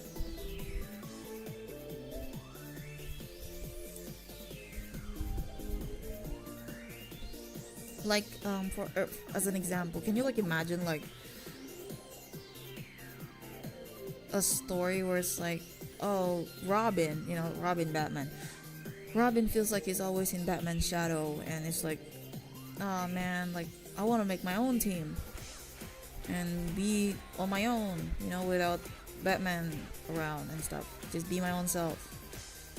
And then like, you know, the story frames it as if, well, he's selfish and like he's like he got his whole team killed, and then it's like at the end of the story it's like, see, Batman comes in and is like, see, I told you so, you should have just stick with me and stuff like that. Like it's like, so it sucks, it doesn't side with the character, you know. I don't like those kind of stories, and it's probably why I'm not a big fan of this story personally. And also like for some reason at the end of the story they kind of like told the audience like, well, I think it's pretty obvious who the father is or something like that. Like that's kind of like, why do we not know? No, we don't. Number one, we don't. And number two, why do you need to bring that up? Is that not like a sore topic anyway? Why do you need to bring that up? I mean, it was in the early pages. It's like supposed to be something that is like intrusive, and like you're not supposed to ask that. And why should it matter who the father is, right? And then suddenly by the last pages it's like, well, at this point we know who the father is, like, and then they never reveal it. But also I don't like that they brought it up again. Like, what's the point of that? I thought that's a bad thing. Why do you bring it up again? But from the panel at the last page, I think they're trying to imply that the father has always been Dick Grayson, like Robin, because you know that's who Starfire was seen with at the last page. But still, you know, like, who cares? Why should you care? It shouldn't matter. I'm not a big fan of this kind of framing, you know, like your parents matter apparently, and you living up to your parents' expectations should matter. I don't like those kind of stories at all. Hey, hello. Are you a new face? Welcome to my stream. It is very obviously, you know, the black hair kind of should have like said a lot. But hi, Star. Are you a new face? Welcome. Hey, hello. I draw and I talk about stuff, and that's it. I really want to do those streamers thing, you know, where they just like you can submit a video I can react to or whatever. But I stream with my work laptop and I don't have a PC. It will literally kill it if I do attempt that. So it's just me and my thoughts and this low quality stream. But welcome. Good to see new faces.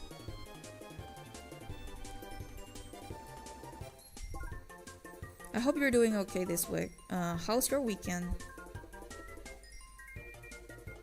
My weekend has been kind of tiring. Thanks. I appreciate that.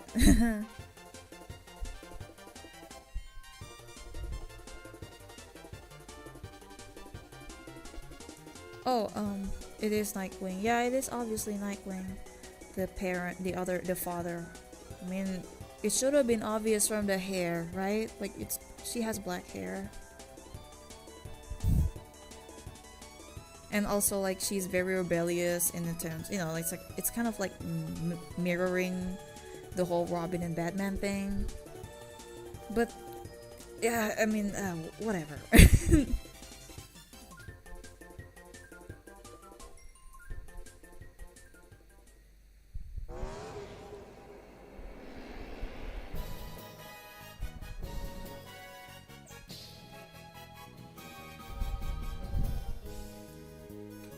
But like, yeah, you know, I don't like, it's just too bad. The story could have been good, I think. And it doesn't really matter what the character looks like personally. As long as the story's good, then it's good. But it wasn't. It was a kind of a disappointment. I also like, have you ever seen something like a comic or art or whatever, and you just feel old just reading it? Or like, this feels like it should have been like, this feels like it's something out of like, have you ever like read something and it's like, it feels like it's something you've been like, no, how do I phrase it? Sorry, I'm not an English speaker. Sometimes I just kind of like, my brain cramped a little bit and I just forgot my train of thoughts. Oh yeah, have you ever seen like a media and it's like, this feels like it should come out in 2010s. Like it feels so outdated. But it came out in 2020s. That's also how I felt when I was reading I'm Not Starfire comic. Because it feels like it's written by a millennial that grew up on Tumblr. Because, you know, they have this, do you know how it is with like millennial art and how it has this like random haha funny moments in it, like cat boy, you know, cat face, like whatever. Like listen, I'm all for be cringe and be free, but it kind of ages this comic a little bit, even though it was released in the 2020s. Because there's like, the main character has of course has like a best friend, a Vietnamese best friend, I think. And he has this like gag about like how when he looks smug he becomes like a cat boy or something. Like, haha, Tumblr humor funny. I used to watch Teen Titans a lot. Oh really? It's a good show. I also I'm drawing a Teen Titans right now. I'm more focused on, well, if you're not following me on Tumblr and such, I'm more focused on the other Titans. So it's like, it's not the main crew, not the founding Titans, like, you know, Robin, Starfire, etc., etc. I draw the other Titans, which is, you know, characters that doesn't appear as often in the cartoons, like the Titans East, you know, with Bumblebee or Speedy and Aqualad. But I'm more focused on Kid Flash and Jinx personally. But the main thing is supposedly a spin-off fan series where it's focused on the other Titans instead of the main one.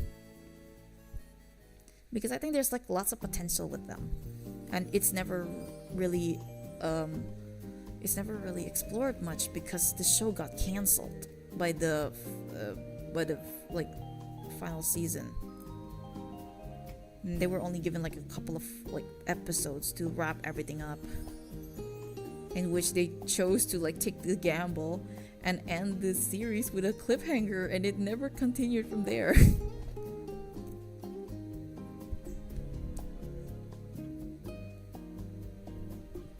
Which is like too bad, because it ends on such a really, really unsatisfying cliffhanger.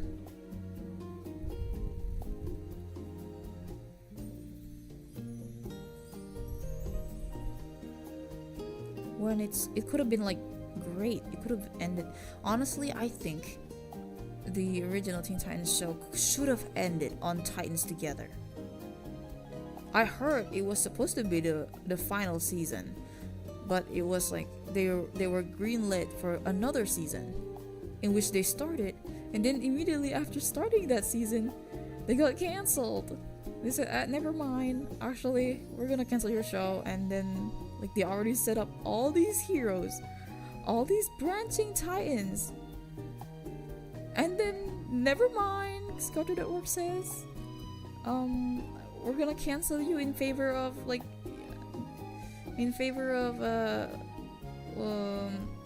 it was canceled in 2004, so it's like, I wonder what other shows that aired at the time. Well, something else, but something Titans, obviously. We're gonna cancel you in favor of these other shows, and also the whole Cartoon Network live action show that sucks and nobody watches.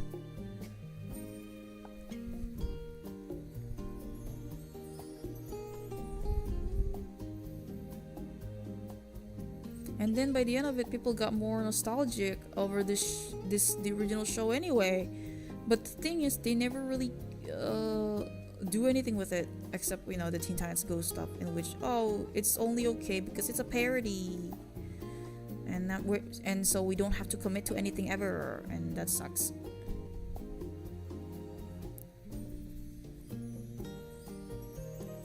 Even I'm more of a DC Trinity. I really like Teen Titans. Yeah, I like it too. I've always really liked these plots about teenagers versus the world kind of stories. It's like, I grew up with Naruto, and I was like, I want every story to be like that. I'm not even talking about the actual series Naruto. I meant like the Finding Sasuke arc, but like a whole series. Like, you see these teenagers literally fighting to the death over things, and that's like my favorite genre ever. And that's why I really like the Teen Titans cartoon, because it's teenagers against the world.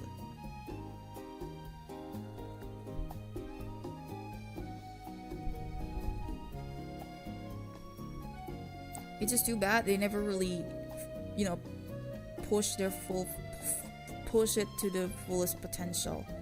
They were not anime enough. Like, for a show that is very much weeb coded, it sure is not anime enough. It's like, you don't see Sakuga animation a lot. Lots of the animation is pretty cheaply made. It's just too bad, I mean, I wish they actually push it a bit further. Oh, what was that? My message got redacted. What was that? What did you say?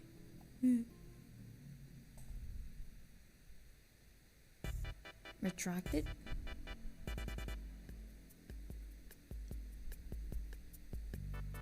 Oh, alright then. But again, yeah. I really like Teen Titans because, it has such a great potential to it.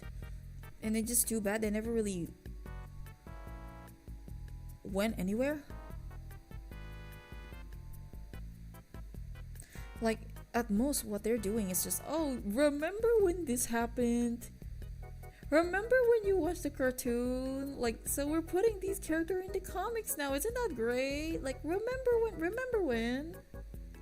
And then they never really finish on what they started. They just kind of,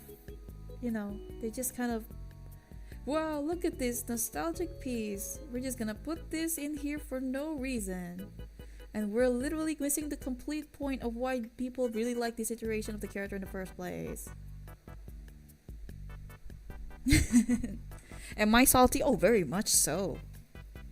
I'm not ashamed to hide it. I am very salty.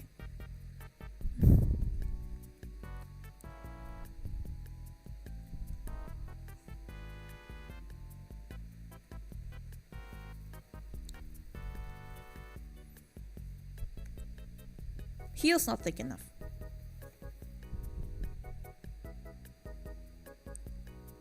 Like, I'm not gonna have millennials telling me that actually Teen Titans Go isn't that bad, you guys.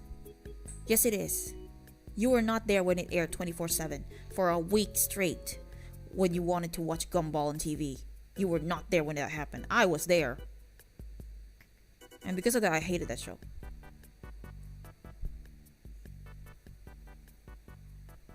Like, yeah, no wonder you're like the most popular show ever. You're kind of forcing yourself onto people's childhoods by literally airing 24/7. This would have not happened if that didn't happen.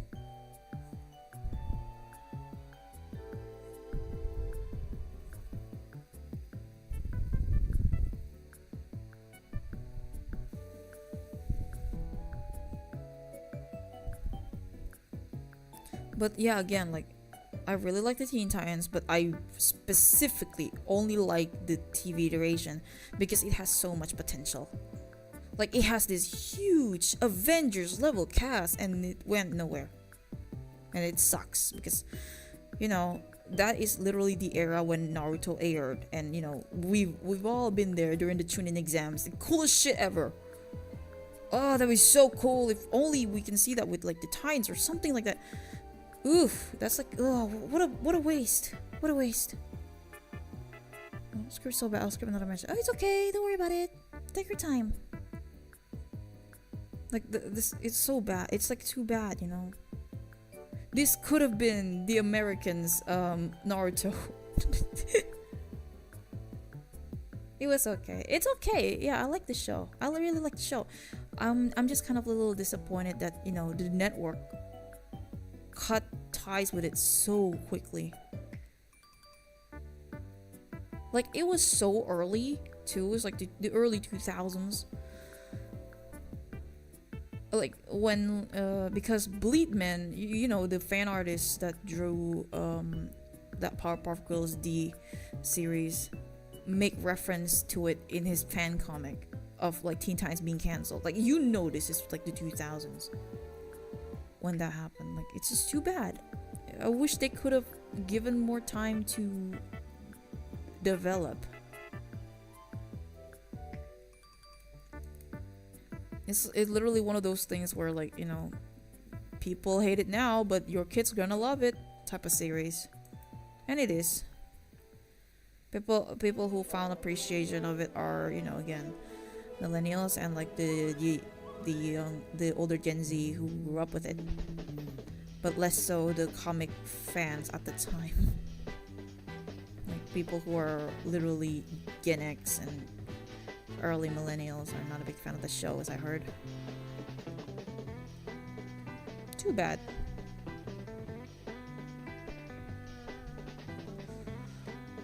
But yeah, that grievances is why I made my own fan series.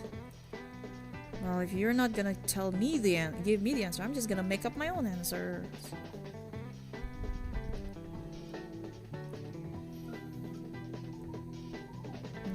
I think I made like a post about it on Tumblr at some time. Like, the best I forgot, the best medicine or whatever. Someone named Johnny DC said it, like, the best medicine is just make your own comics with the wacky teenage characters or your own stories, and that's exactly what I'm doing. I'm gonna do exactly that. I'm late for 20 years. You know, I could have been active in fan forums in the year 2003 instead of being 3 years old and eating chicken tendies. I should have been there. But I'm here now.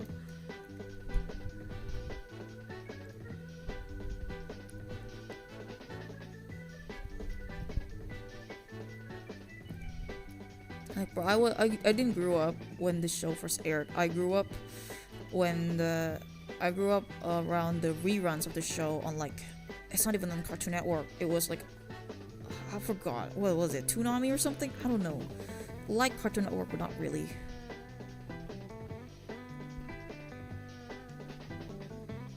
So I wasn't there when the show first aired, but I was there when there's like reruns of it. When it's like already long been cancelled.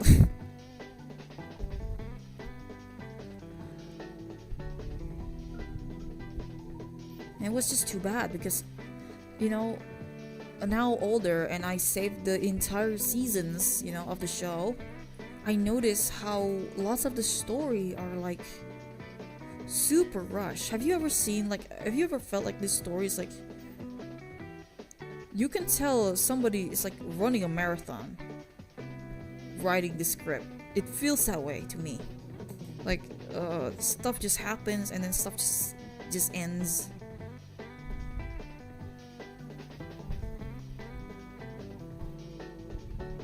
So it's like, that's too bad. And certain messages just doesn't reach as much, and the Titans need to explain to the audience what the moral of the story was. I hate it because the heroes disobedience. Send the heroes serious and protect each other. Yes, I understand. It was already established somewhere in the comics or whatever that the spin-off comic that the Chibi verse, whatever, that is like a completely different universe, and I think the movie also enforces that the Teen Titans Go characters are not the same one as the main Teen Titans characters. This is a completely different AU.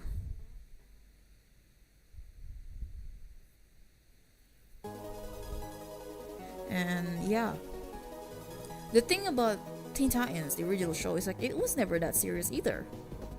Lots of them, they use like these very outdated funny anime memes, like very anime references that is like so outdated.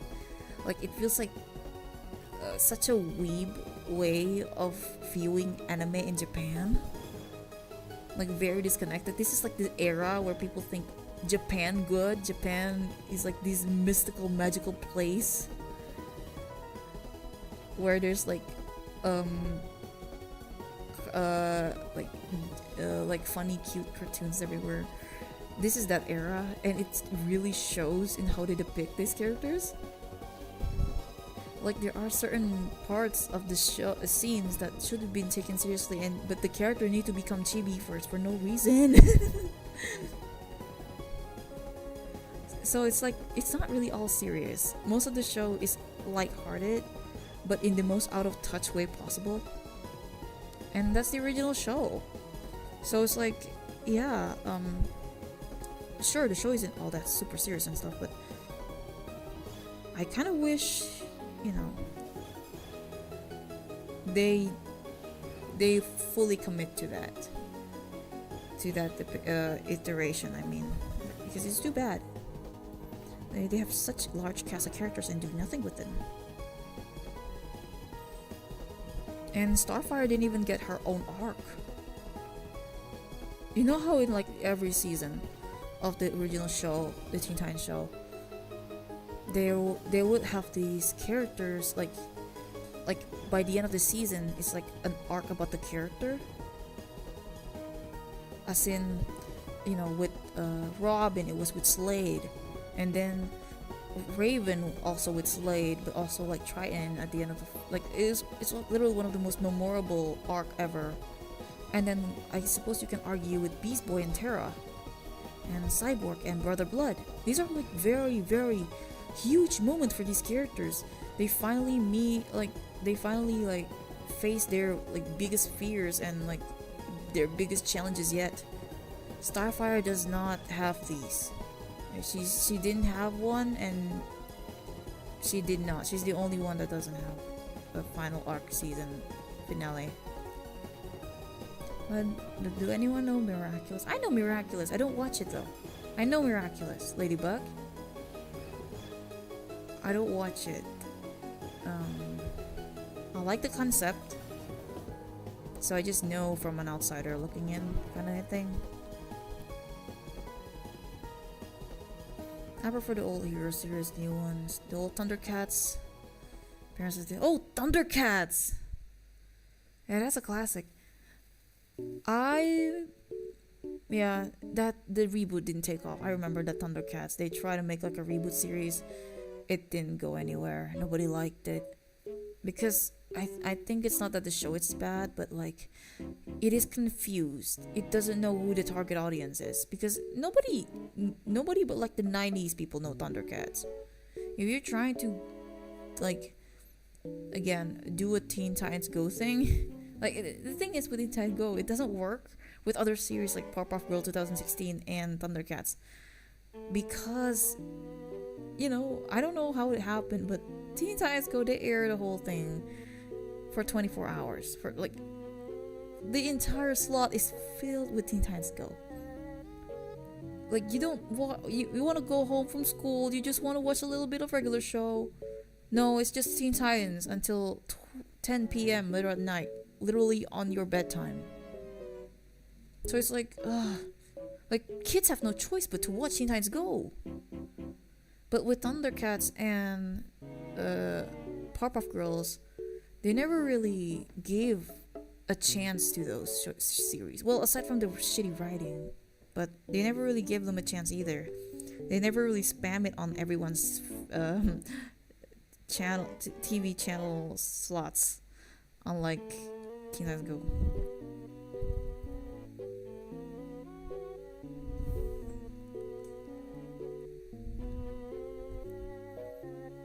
So it's like not a fair competitions, It's like pitting a whole brand new series with little to no support with like an industry plant. It's not gonna end well. Obviously the other one's gonna lose in popularity because they were never given a chance.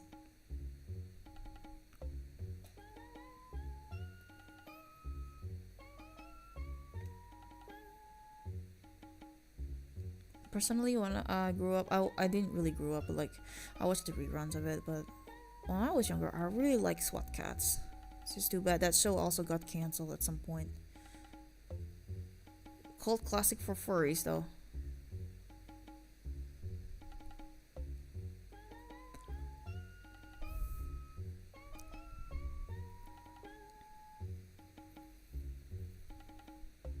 But yeah, it's just again the characters being rather unexplored is why I make my own stuff now.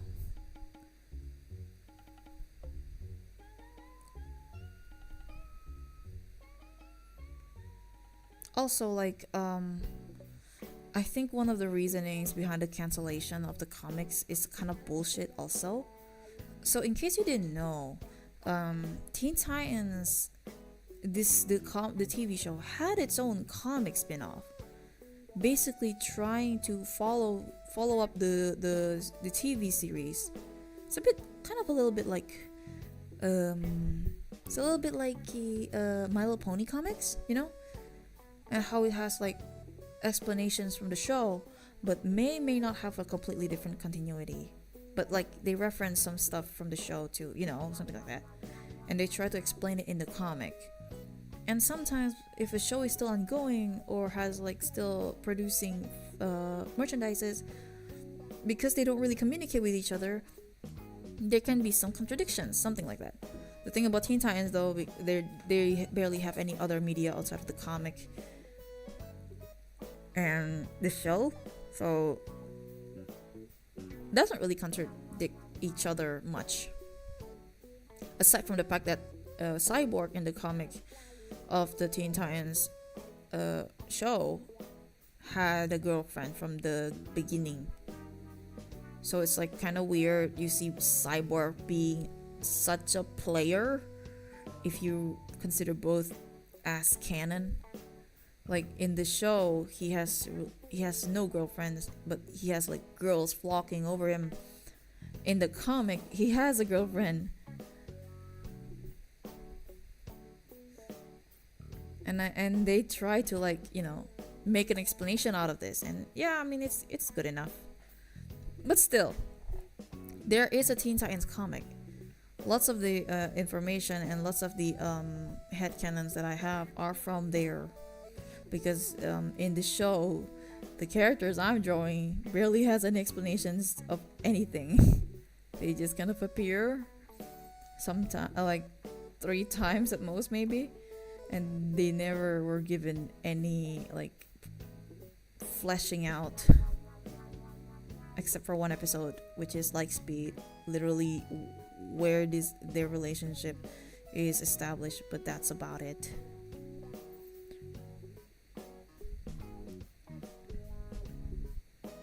Oops, it's a little laggy. What was that? The message is retracted. That's okay, take your time.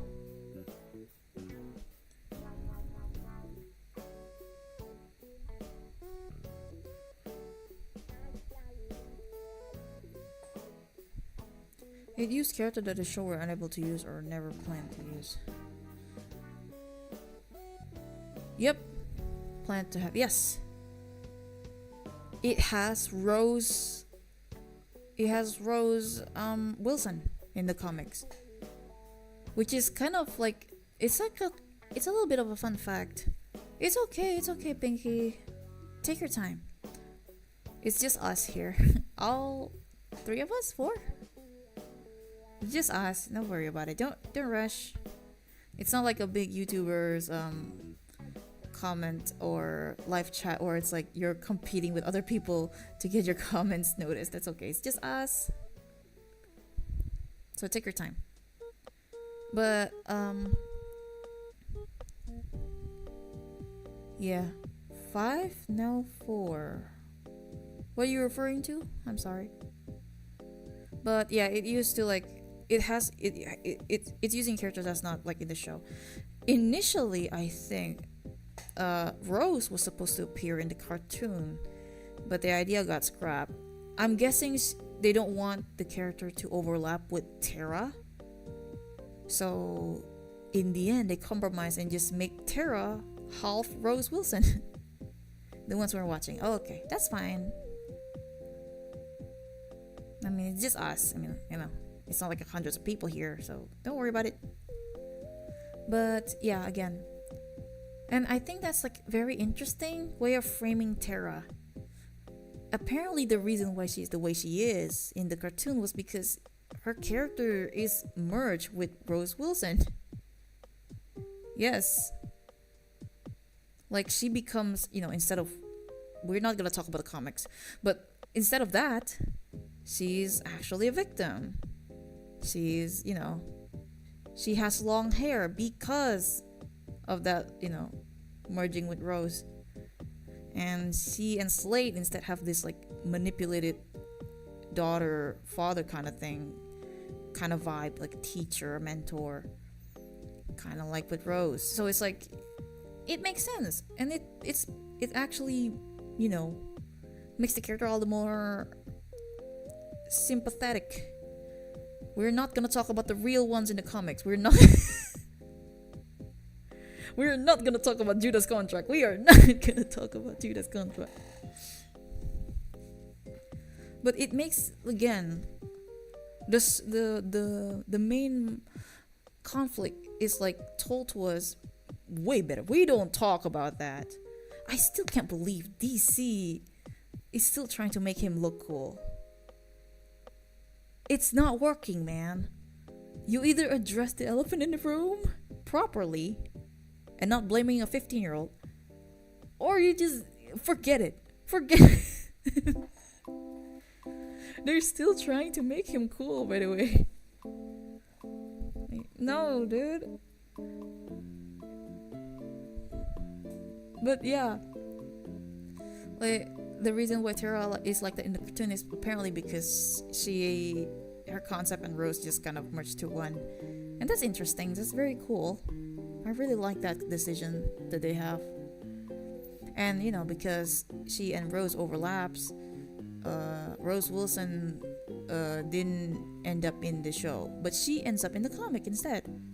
with a completely different design, and I kind of really like that too. I have my own. I changed it a little bit because again, why would you want to be associated with your father at that point? So, I really like it, and the comics too. There's also characters like Geoforce, Terra's brother, which was never mentioned in the cartoon, but it's nice to know that, Terra had a family. Really expands on her a bit. The comic also confirmed that the girl in high school, that was actually Terra. She just, for trauma reasons, she probably just what's the word again? Like make sure that she forgets whatever happened. Like I think she remembers, but she doesn't want to like delve into that. She knows it's like a trauma thing, and she has to like, oh, Star, it's okay. Thank you for tuning in. Thank you for checking my stream out. Hope I can see you in other streams. See ya. Take care. Take care, Star. Thank you. Especially when Pops made the deal with the devil. Yep, 100%. And it's like very. The cartoon is the only time Slade is done justice, because whatever happened in Judah's contract did not happen in the cartoon. This is a completely different Slade that is actually kind of menacing. He still manipulate children and go after children, yes, but not in a that kind of way. He's still like this very scary authoritative figure, but he's not a creep in that sense. So a much better iteration. They could have just, because they do that with other characters too, right? Like after the original Teen Titans cartoon aired, immediately characters that are in that cartoon affects how the character in the comics are interpreted after that. Like for example, the whole Raven is a goth emo girl, whatever, dry character. That's from the cartoon. They just adapt that because again, people be nostalgic and stuff. They could have done that with Slade. Like they could have like retconned the whole thing and just make him, like a horrible manipulator that doesn't diddle kids. But no, they still keep at it. And they still try to make him cool. No, dude. that is someone on an Epstein list. I'm not. Why are you trying to make him look badass? You will never be Deadpool, bro. Will never be. Then also in the comic, Terra's brother was a member of the Outsiders when he led the team. Yeah. I think the Teen Titans in the cartoon universe, the 2003 universe, as I call them, try to disconnect the Teen Titans from the Justice League as far as possible. Like, again, it's reinforcing that whole they don't want to be under the superhero shadow kind of thing going on. So I understand they don't really explicitly said it. Like they want to be their own big team, and that's fine. That's actually kind of cool, actually. Like the Justice League and other stuff has like these other bigger problems, and the Teen Titans have like it's still a big problem, but like it's not as big as, I don't know, Darkseid or something, Just a bunch of French people.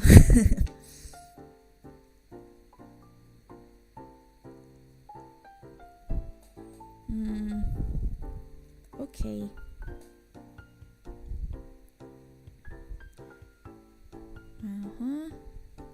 Okay. Sorry, I'm looking at my social media feed right now.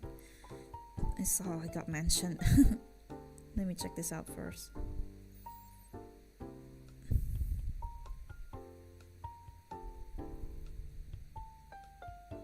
Okay, no, nothing changes here. Nothing changed here. Okay. Alright. This is fine.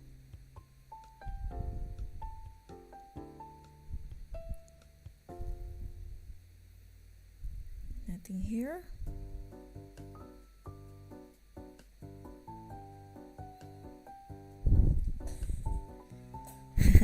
Cute. Okay, sorry. Where was I? Right. What was that? I was going to say I still hated the Teen Titans Go team. They blew the freaking leader. Let me just go bleed your busy. I hate it. Oh yeah, I understand.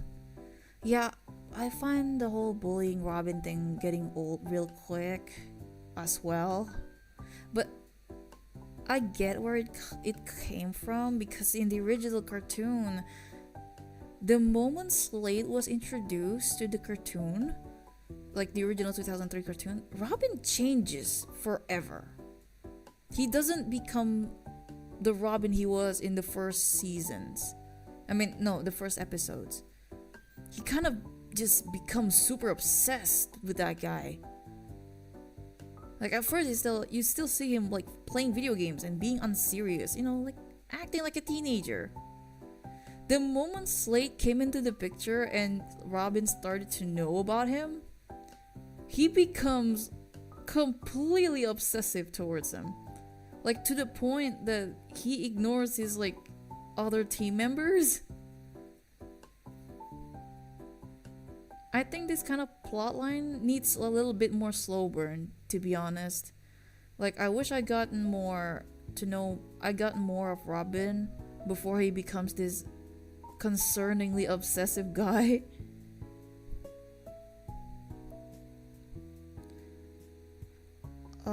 But yeah, I think I understand where it came from, and I think they're just memeing that at how Robin disregards his own team in the original cartoon after he knows about Slate. The whole like the season finale or something, where he tried to join Slate just to try to know more about him from the inside, and it ends up screwing him over.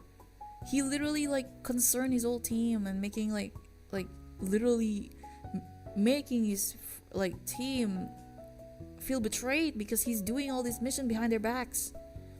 And I get it. I think they're just trying to meme that, like Robin doesn't care about their team, so they just do the same in Teen Titans Go, but vice versa, in which their team doesn't care about him.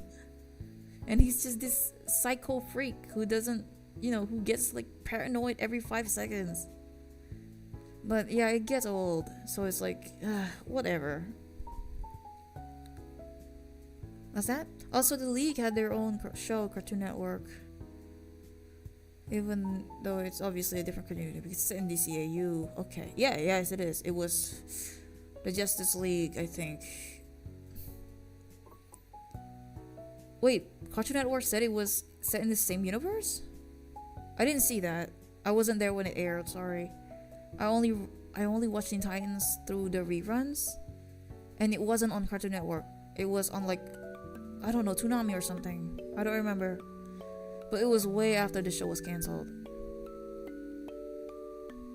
Something Batman would not want for Robin because the whole show took Robin. Because the whole so that will end up not him. Yeah, exactly. Robin in this iteration ends up becoming like Batman, but with a shorter temper because he's a teenager. Like you see how Nightwing is in the original show in the 2003. That is just Batman. Like a slightly more charismatic Batman, I guess, but still.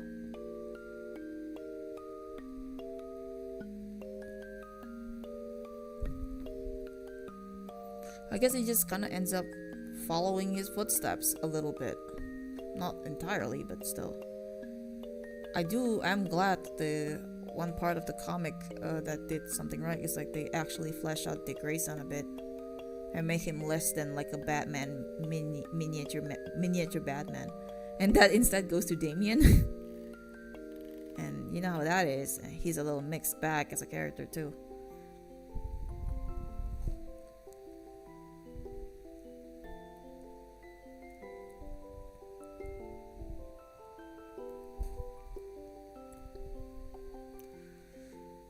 Even though it was in a dark future where Starfire went missing. Yep. That episode, right? How Long is Forever. This is what makes me feel like sometimes the writing in this show is a little like, it's like they're running a marathon, you know, like it feels like they're rushing for something. How Long is Forever is among the episodes that never gives you full closure. Ever.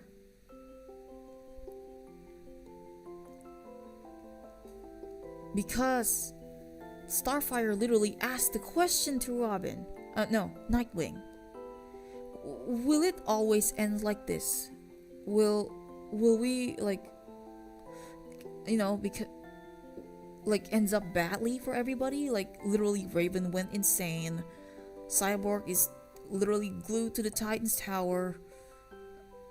Beast Boy becomes some circus animal. And then Robin is just Nightwing, and then he's just working alone. And at the end, despite Starfire smiling and crying, Nightwing never really gave her any answers. He literally just said, "Sorry, Star, we don't have much time. You need to go now." Absolutely no closure.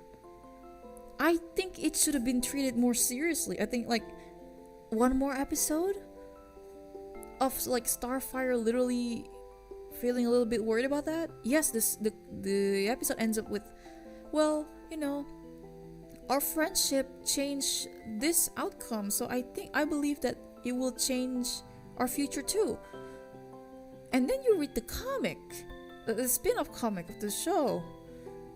And then you notice that, hey, wait a minute, that future still happens. That still happens. Starfire is still missing in the future. Okay.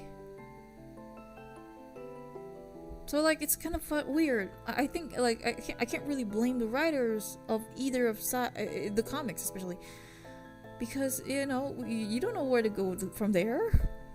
It's never certain if the future will be changed or not. Because from the implication, it feels like it's just going to be like that by default. And I think that sucks.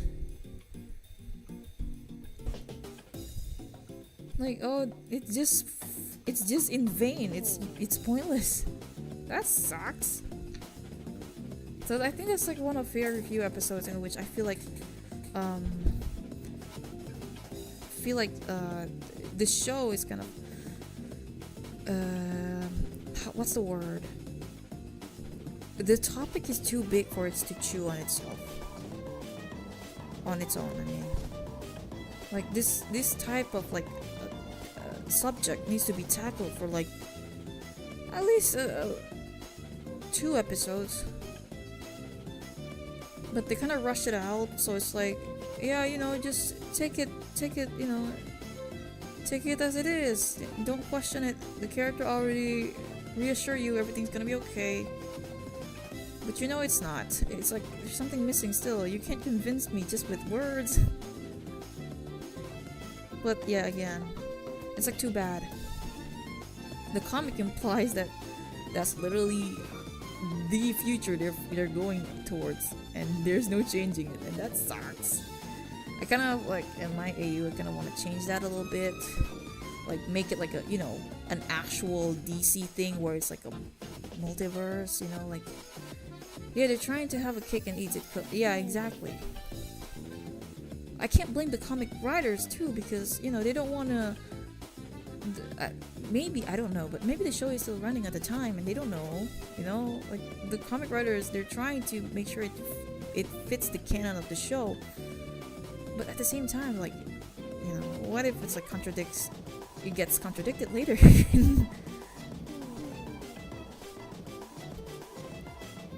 So like for my AU, for my own stuff, I just make it like a branching thing. A branching outcome. Like one where Starfire left, the other when Starfire doesn't leave. So when Starfire left, you know, it's from the implication and from how it looks, it's like, you know, notice that there's no, I mean, they probably didn't think of it at the time, but there is no mention or like reference of other branching titans at all. So I like to imagine this is like literally a bad future where Titans is just the founding Titans and no one else. There is no Titans East. There's no Titans North. There's no honorary Titans because Starfire left. So it's like it's just the main Titans and nobody else. In which the other ones, because that's how the story in the comics ends up. And I think the cartoon also implies, but the Titans become this huge network of teen superheroes everywhere, in every corner of the world. There is a Titans East, there is a Titans North, there is a Titans West.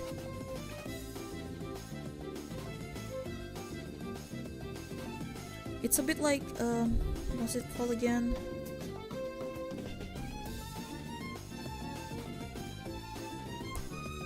What's it called?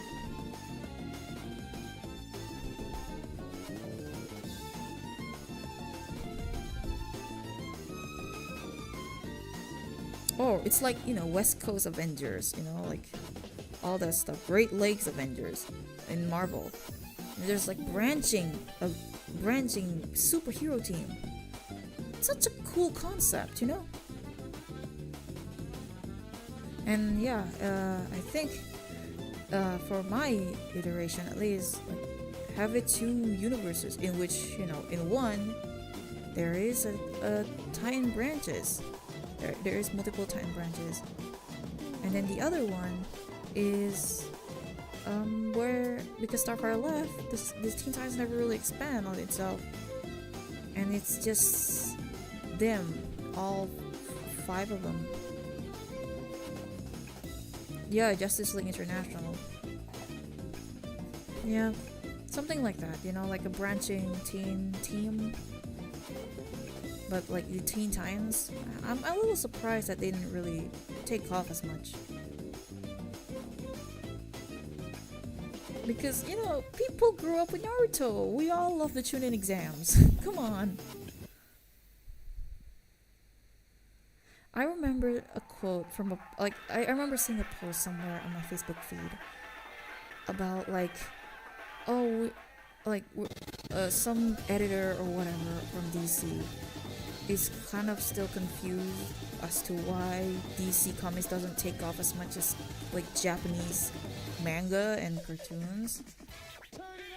Yeah, well, because they have relatability and also very flexible.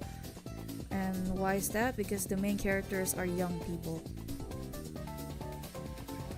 A lot of Justice League stuff or DC, Marvel, they focus more on adults, like adult people, and they have midlife crisis and stuff, and that's not relatable to teenagers.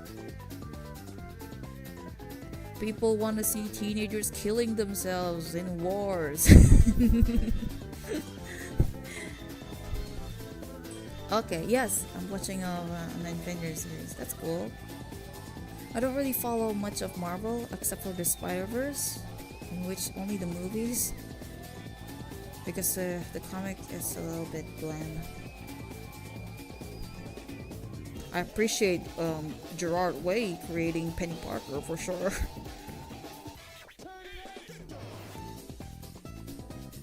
But yeah, again, as I was saying, like it's too bad they didn't really go anywhere with the concept of, you know, Titan branches.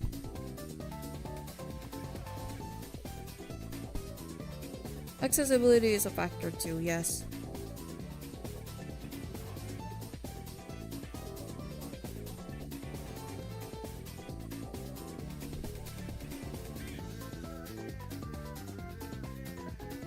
But if you were to tell me to choose between a story about some guy in a bat suit fighting a clown versus a multi-art chapter of characters who just got into school and then learned that they have superpowers and then they have to fight super villains, and it's like multiple characters and they have these like fighting art or whatever, I picked that one.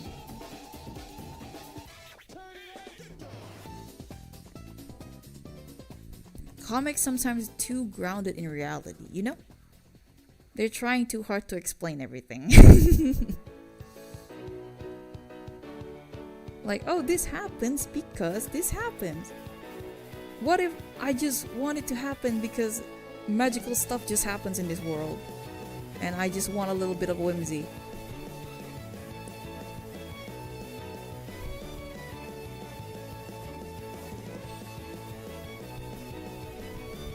The groceries, yeah.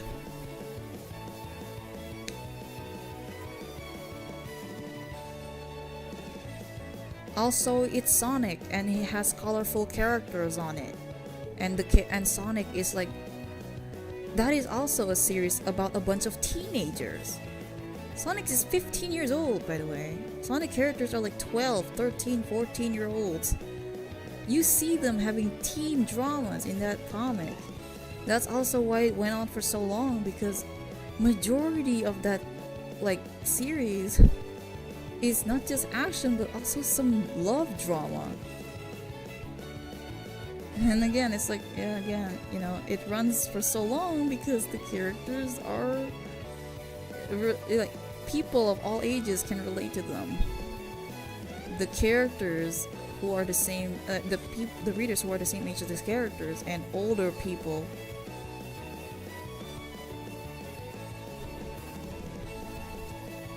Genuinely, I think people just really into teenagers fighting wars.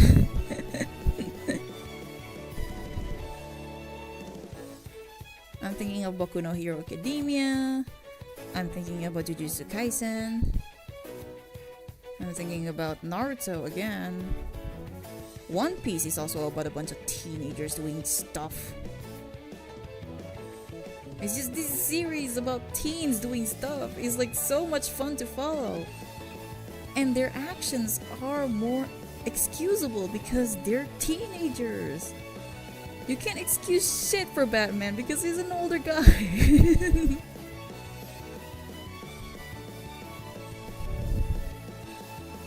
And I guess that's why that's why Marvel keeps regressing Peter Parker, making him like this, always a student, always a young guy. But I think Marvel themselves also missed the point of why these kind of stories sell.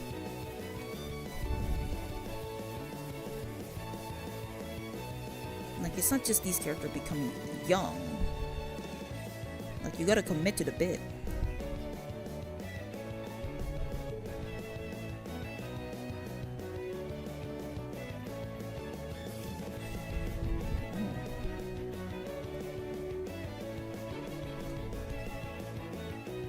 Yeah.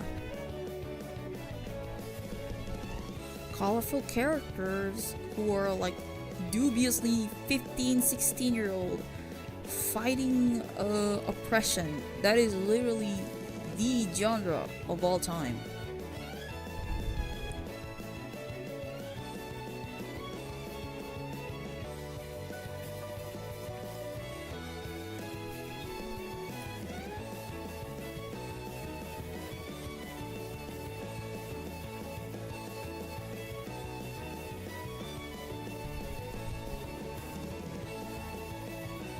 Of course, I'm not saying that, you know, again, like, oh, these stories that feature older characters are lame. No.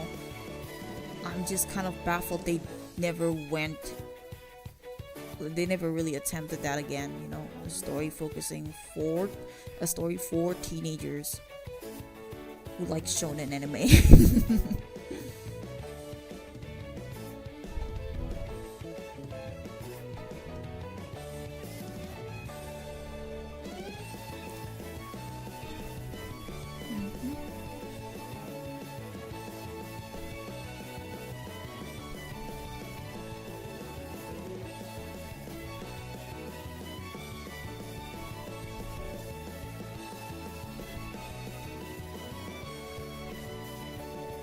Because that's what makes Sonic cool too, you know, why Sonic? Because they have like these characters, they also have these superpowers, they turn into super this, super that. Sonic is popular because it's kind of anime coded when you think about it. It's also the reason why My Little Pony is popular. Because they showcase they're about colorful characters fighting big bad, and with the power of friendship, they can do anything. And they have one of the biggest fan base in 2010s. Yeah, this story is the winning formula. Have a bunch of teenagers doing stuff and shenanigans and have them save the world. This is why Final Fantasy is so popular.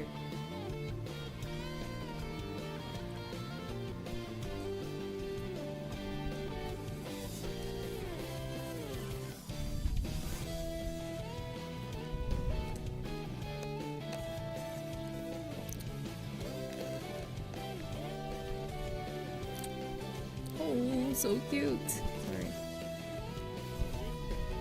I just saw something on my feed. Cutest thing I've seen in my life. I really like it.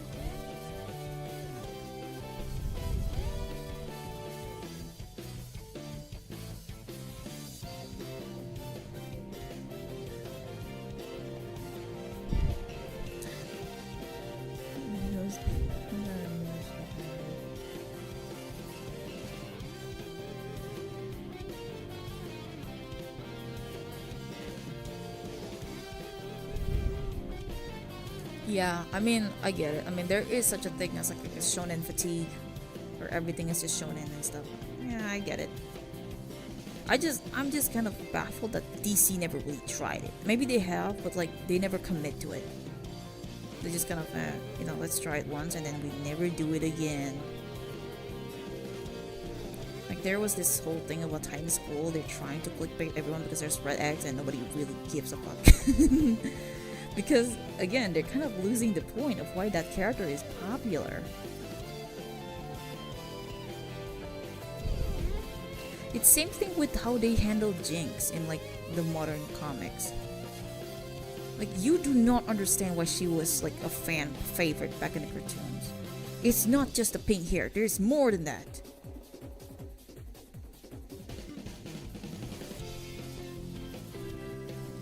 They really missed the point, missed the plot, missed the sauce.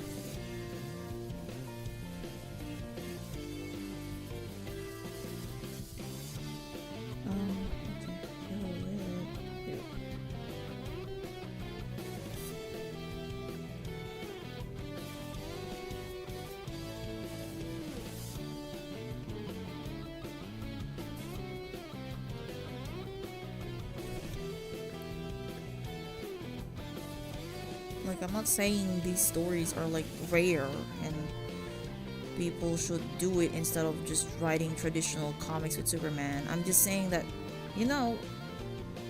the winning formula is literally right there, DC. Just do what the others do.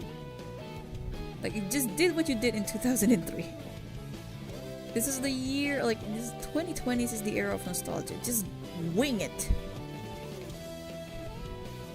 Instead of like making it a half-ass, like, see, look, it's Jinx, and she has purple hair, and she has purple or pink hair, but she retains none of the personality. She's just there because she's an Easter egg and nothing more.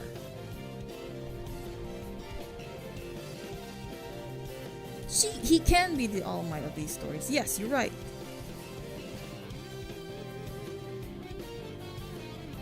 But again, they don't commit. They don't want to, and it sucks.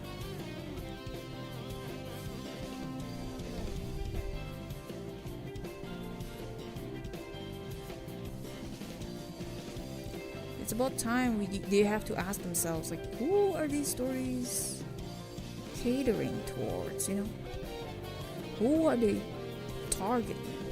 Who's their target audience? Oops. There's no shame in using 3D models. Oops. I want a villain series back. Oh yeah. Ah, that's a cat. Oops. I remember villains. Is it like that one? Wait. Is it that one series, the French series, or am I mistaking it as something else? Like, villains doing shenanigans is also a fun idea that really never was, like, you know, pushed towards.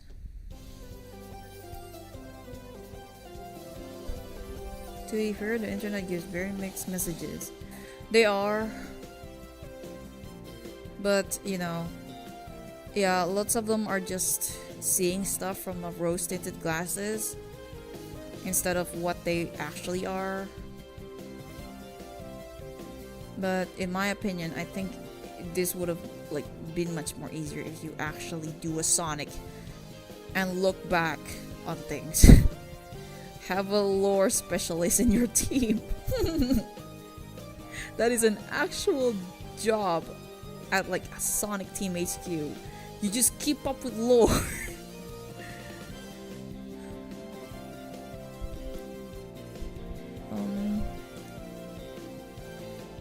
Okay, here. You can just like not. I'm pretty sure there's like another way to do it, but I think it will affect other models too. But,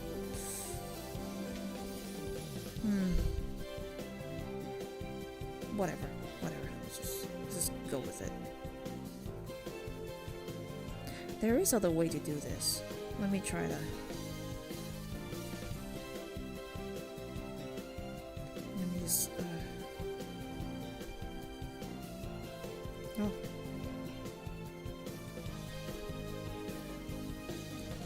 There's another way of doing this. Give me a moment. I kind of forgot how to do it though. I think it was.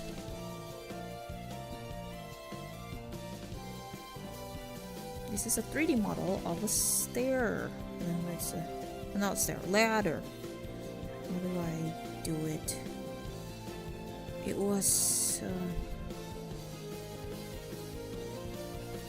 I think it was. Outline.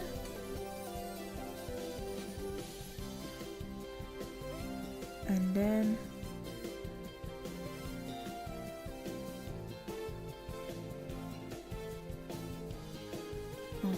Object.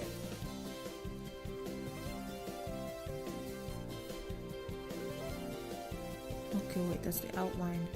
Fog. Light sources. No, there was like another function. It was. No. I have to like. I forgot how to do it.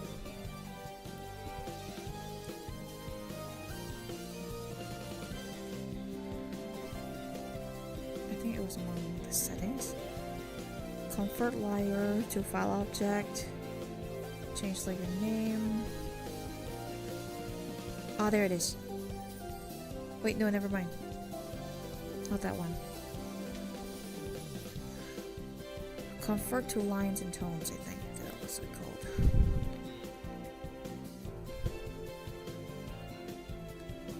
Vector layer.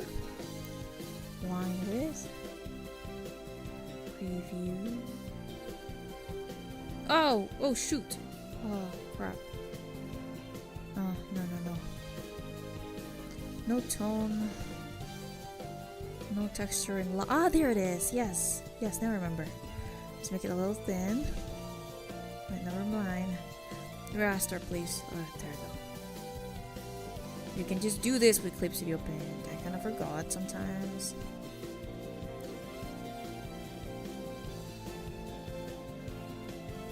Oops. There. Okay. Adjust accuracy. No. Depth. Sure. Smoothness. Alright. Okay. Emphasize exterior outline. Sure. No. Alright. Tone? Nah. Okay. That's what do it. And then you're just gonna use convert it to oh shoot, no. Where is it? Gonna merge it, and then we're gonna convert brightness opacity. There you go. And then it's fully traced. That's how it is. What's that? It's a series about villains, yeah, but sometimes we see the heroes and the real villains, and sometimes we're very good. Yeah, it was the French show, right? There was a girl with like the green clothes and pink hair, I think. Was it? There's a guy that is like with black top hat, I think. I didn't watch the show, but I remember when it came out, and it was very popular to like some parts of the internet. So thick, I think.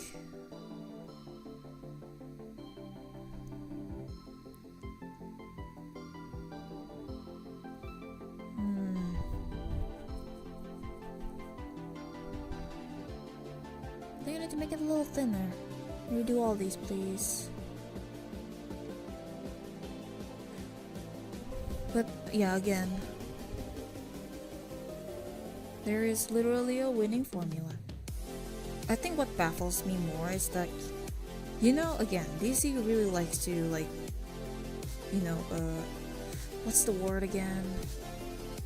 Play with the heartstrings when it comes to, like, you know,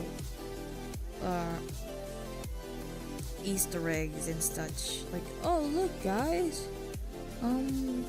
Masimanos is canon in DC Comics now. Like, I feel like that's like too easy, you know? Like, I feel like that's like, are you trying to, do you think the original fans are like this easy to please? But maybe they are, but I'm not. Hey guys, look, Red X is an actual character in DC Comics now. Okay, and?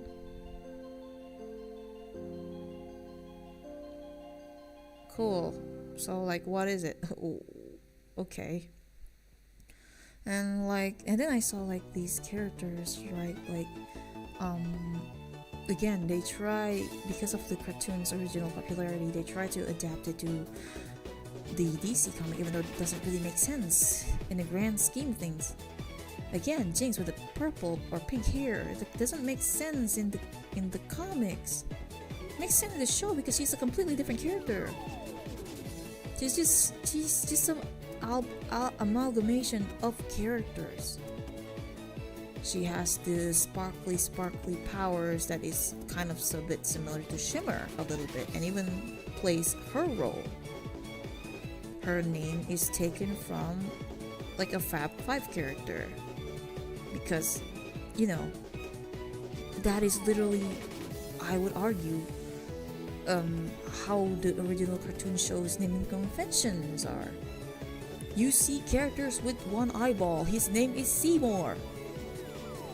You see a character that is like, you know, he can multiply himself, his name is Billy Numerous. Like, every character, almost all of them, have a very on-the-nose name. It makes sense the character with the bad luck is named Jinx. I would argue her main source of inspiration is not just the bald Indian woman Jinx. It's multiple characters. Someone also pointed out again that she has pink color for powers and stuff. And she has like, she has ties with some like bad guy or villainy at some point. For all we know, parts of her inspiration is also, you know, other villains. Other Teen Titan villains. Again, Shimmer, not just Jinx. Heck, maybe even Magenta, you know, Flash's villain, who has pink powers. So like, it's a mixed mass of characters. It makes sense she looks that way because she's a completely different character. She just, you know, for consistency reasons, has the name of a character that existed beforehand. in which, you know, in this iteration she has a bad luck power. That makes sense, her name is James. And then the comic tried to adapt that power to that Jinx too, and it's like, oh, okay. And then like eventually they try to make them like have this comedic is like very that is me being very tolerable to it. A comedic interaction with the Teen Titans, like the Fab Five in the comics interacting with the Teen Titans, like in a newer comic. But it's weird because one, it worked in the show because they're both the same age. High Five and Teen Titans are like school, like the school bullies versus the school kids. It works because they're both the same age, but in the comics, they kept the Fab Five this like older people who beefs with kids. That doesn't fucking work, man. It doesn't. It's weird now.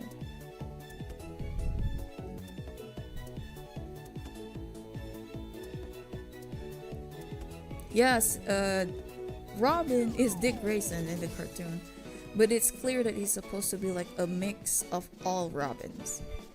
He's supposed to be like this entirely new entity. He is only Dick Grayson by name, but his personality is nothing but. Same thing with, again, other characters in the show. Because they follow a certain trope. I'm pretty sure it was stated somewhere that the original Teen Titans show characters are based on the popular tropes at the time that was in, you know, teen media. Again, Robin is like the cool kid. He's like the cool leader, you know, like number one from Kids Next Door. Something like that. And then you have the class clown, Beast Boy. You have the cool jock every woman seems to fall for, Cyborg. And then you have the fish out of water, Starfire. You know, it's like a transfer student who doesn't know the cultures of locals and stuff. And then Raven, the emo girl, the goth kid that hates everything. They follow tropes at the time that was popular. And you see also in other cartoons and movies and shows. So like it makes sense, you know, if they're fighting against fellow nerds, other bully characters. High Five is clearly written as a school bully type group. But it doesn't work in the comics when they try to make this beef happen, because they make Fab Five like these bunch of grown adults beefing with children. Doesn't work.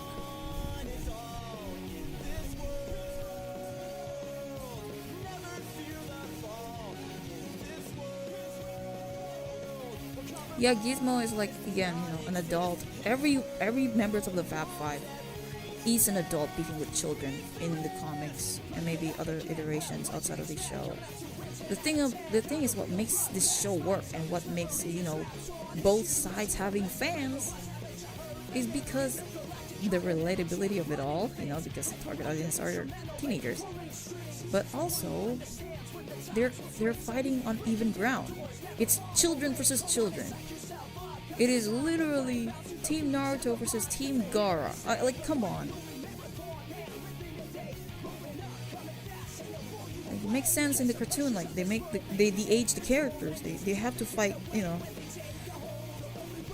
They have to make it fair. Especially since the whole show, almost the whole show, almost all the like the villains are adults. It makes sense they have some same age villains. Also, characters like Kitten is like that is an original character. Like, you know, being a daughter of the villain, like the big villain.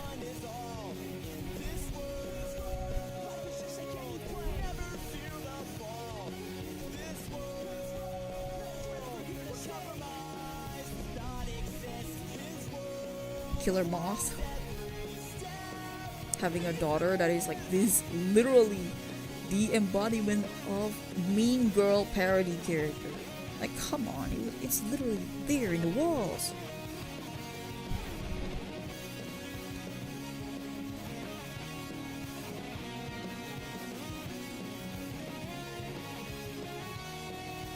So it's just too bad, you know, they're trying to reactivate the Teen Titans team again and again. It just doesn't work. Because they're kind of losing the point of why they're popular in the first place. Lost the sauce. Lost the sauce. Murakami would have not won this. He's kind of a loser. I mean, he is still a loser in the cartoon. Literally the daddy, like literally, like, you know, just a dad that has nothing, like, have no idea what to do with her teenage daughter.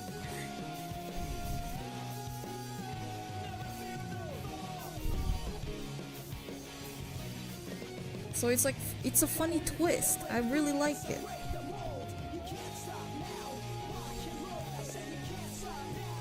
You see him as a competent villain in the cartoon, and then suddenly his daughter is like, "Daddy!"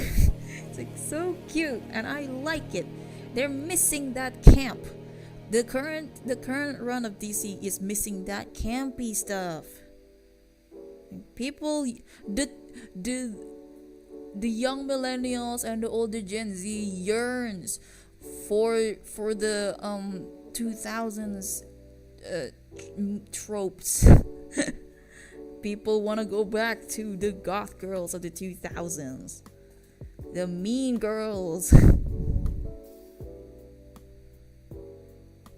Yep, he is the one linked back to Batman, but at the same time he doesn't really, you know, when he's dealing with the Titans, it's through his daughter, who just kind of have a hots for Robin, of course. So it's kind of like, oh yeah, obviously he can be involved in this because his daughter wants to be involved in this. It's very funny.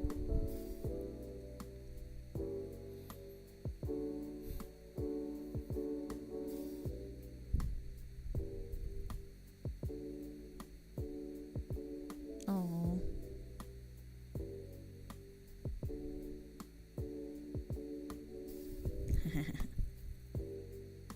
Oh no! Why did you name your kid Diddy? Sorry, I was looking at something.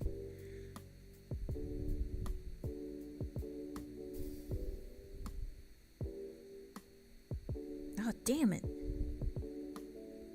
Any new posts? No? Okay.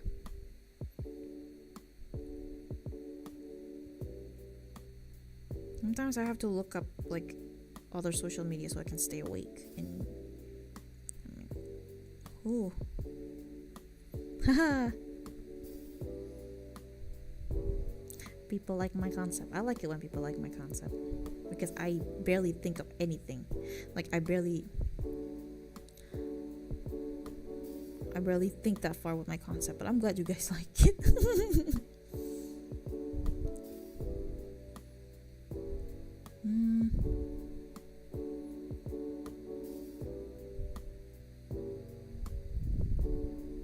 Okay.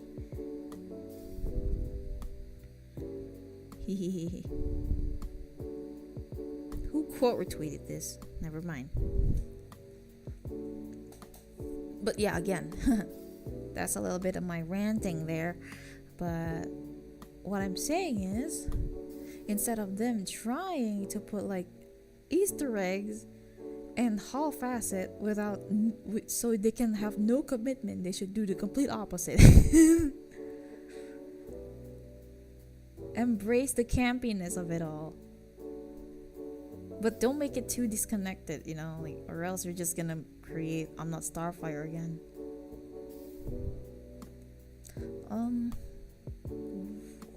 I forgot which let's see, I think it was layer settings. No, it was Comfort layers to tines and tones. There it is. Let's try again. Preview. Extract lines. Oof. Thin lines, please. Can you not make this line thinner?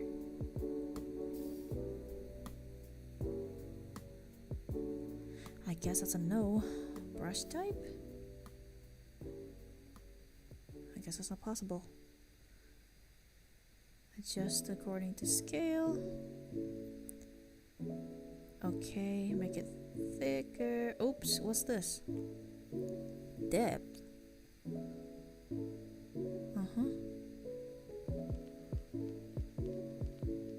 Yeah, sure.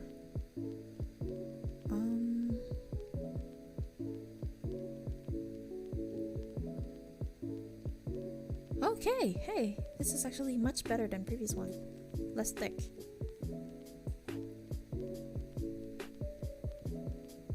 Smooth.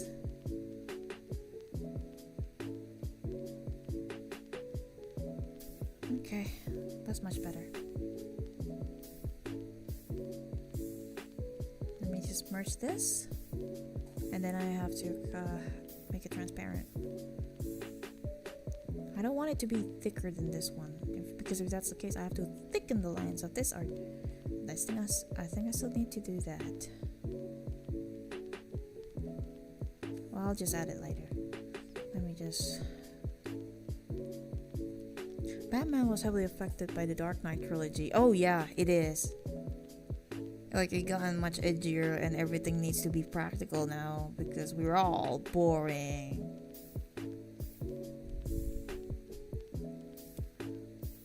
Yeah. Like, I'm seeing lots of like people missing the point of Joker too. Like, suddenly everything needs to be this edgy thing, and Joker is just a random serial killer that kills for no reason. So yeah, like, I guess it's been like a pattern in DC. Like, they're kind of missing the point why these characters are big in the first place. And the reason why those movies are popular in the first place. They're kind of missing the point. I guess it's been a running trend with them for the past decade.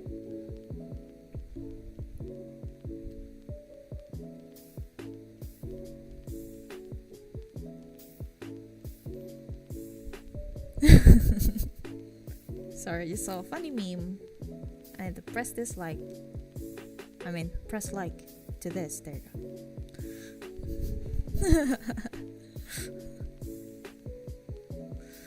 Oh my god. That's so funny. Okay. Whoa, Yuri on the timeline. God bless.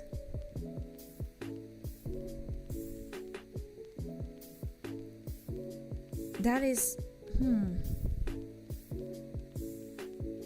This is an interesting tweet. The belief that female characters have always been docile, kind, and never having conflict with each other in itself is misogynistic. It's human nature to clash with each other. That's true. Except if you watch anime, the opposite happens. Well, or more or less just shows in general. Actually, it's not just anime. The opposite happens.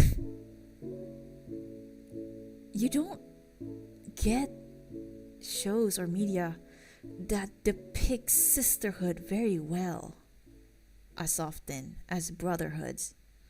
You see guys being best friends with like their rivals and such, but you don't always see the same luxury extended towards female characters. The opposite must always happen. The women in many media are always depicted as rivals, whether it's like for love interest or whether it's like for popularity, who's the popular girl. Like, the concept of Mean Girls is around the fact that like these idea of women needing to compete with each other for the attention of everybody.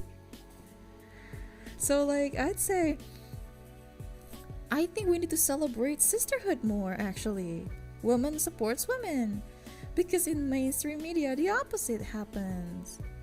Where it's like, if anything, girl characters trying to sabotage each other just to get some guy's attention is a much more common trope. And you would see it everywhere.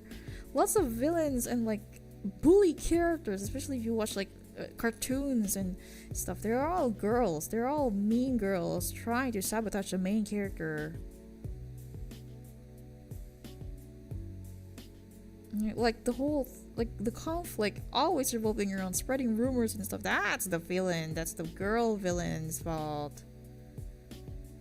Because they're trying to sabotage the main character because the main character is actually pretty in makeup, unlike the popular girl mean character. Like that's so. Monstrosity, hi. Good to see you. Been streaming for a bit. But yeah, that was my opinion on it, on the whole thing. I just kind of wish that they actually not miss the point ever. But I think that's a little hard because they kind of have priority issues. So you love the fan art. Nice to see you too. Yeah, of course I'm happy. I'm pretty sure you work hard on it. I really like them. Thank you so much. Aren't one of the most popular made movies from the decade had good sisterhood? Yeah. And it's like that needs to happen more often. Lots of media only like the opposite happens. Like it just girls trying to sabotage each other. And I'm kind of sick of seeing that. And it's like again another wasted potential with the Teen Titans stuff. It's great that Raven and Starfire are friends or besties and such. But rewatching the cartoon, I just feel like, you know, these girls, they need to hang out with other girls. Have you ever... This is probably like a hot take. Oh, had to go? Okay, see ya. Thank you for tuning in and sticking around. Hope you see you next stream. Darn, looking so fire. Fire is like, thank you. This is supposed to be for the 13th of Friday the 13th art. Like I can't miss this opportunity, you know? I can't miss this opportunity of drawing this a Fling's fan art. Come on. The unlucky day. Friday the 13th, right next to Valentine's Day. That's the universe telling me I should make Fling's fan art right now.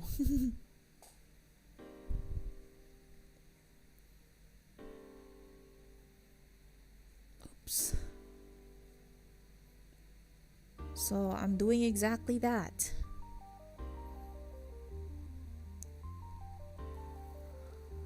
I think it's like very funny because the idea of these art is like it's, you know, I wonder how it turns on when looking your art style. Yes, it's a cat. I can draw a cat, but I really want to get this over quick. So I use like a 3D model of it to trace over.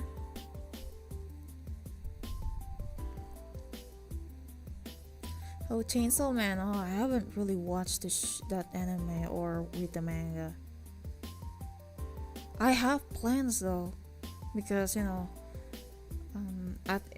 I'm kind of intrigued with the whole thing, but I just don't have much time because when I get into a media, sometimes I get like accidentally sucked into it, and then suddenly, oops, I'm accidentally in other fandoms in which I wasn't trying to be.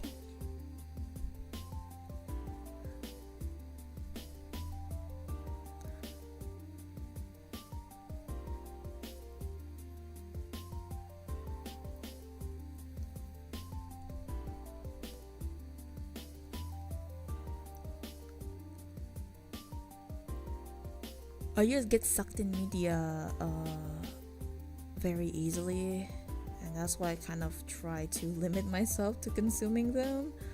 I do not want to like I don't want to make my me extending um I don't want to make me like have another fandom to juggle. Like I already have 3. That's already too much.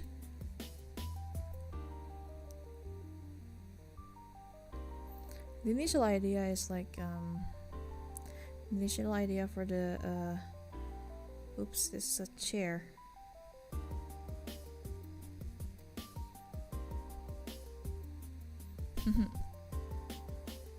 The initial idea for the sketch is that Friday the 13th, so I'm kind of like basically trying to like, what's the word, have like this it's not really symbolism because it's so damn obvious. Basically it's like the idea is how in the original cartoon episodes, like Speed, if you watch the cartoon, the Italian cartoon, it was the initial goal of Jinx and crew, Jinx going to the museum was to get a good luck amulet, in which, you know, it was stopped by Kid Flash eventually, and she never really got that amulet ever again, which is kind of weird because she went there twice and she's very, very curious about the amulet. I guess she really wants to make good luck to herself because she's bad luck all her life or whatever. And I just find it peculiar that the amulet that she's looking for has Kid Flash's color on it. Like it was yellow, and then it has like red diamond on it. It's a little bit like Kid Flash in a way, and maybe like it's a way that visualize that, you know, maybe the good luck she was looking for is literally a second chance in being good. And I thought that was like a very neat concept, and I thought with this art I was like, what if that good luck is Kid Flash himself, and this is literally just a drawing of him like running from bad luck. It's like that's the idea. Bad luck, he's fast enough, the bad luck can't catch him.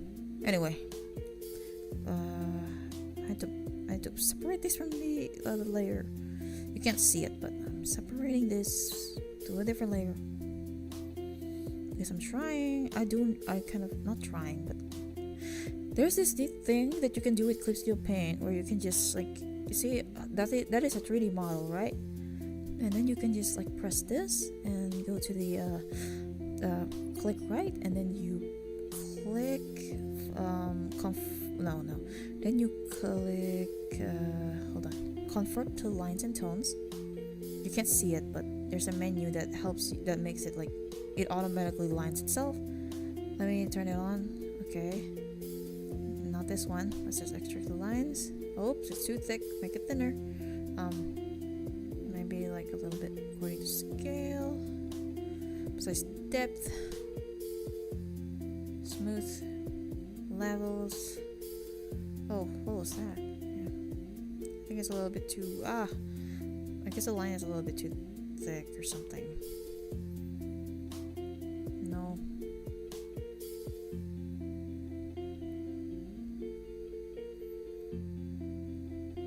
Too thick. You can do it if it's like more a bigger item.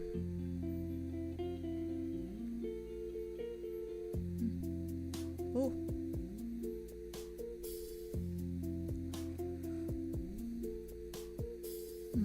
I think it's a little bit too thin. I guess I can't really do it. I might as well just trace it myself. You could do that though in a much bigger object. Like this ladder, I do the same thing. Where was I?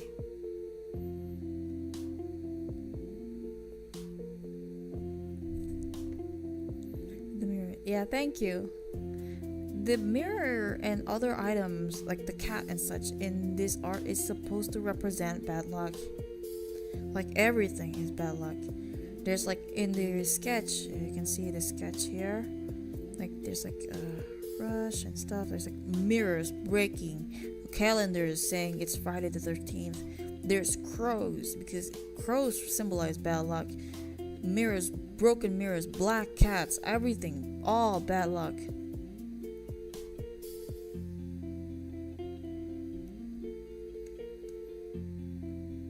Maybe he can run fast enough, he can get away from the bad luck.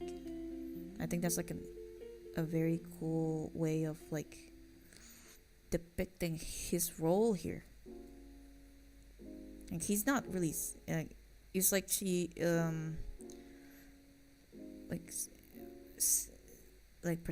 protecting her from what she thinks is bad, you know, like being bad luck and stuff. I think that's very sweet.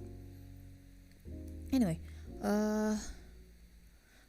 it's only 12 episodes and absolutely beautiful movie.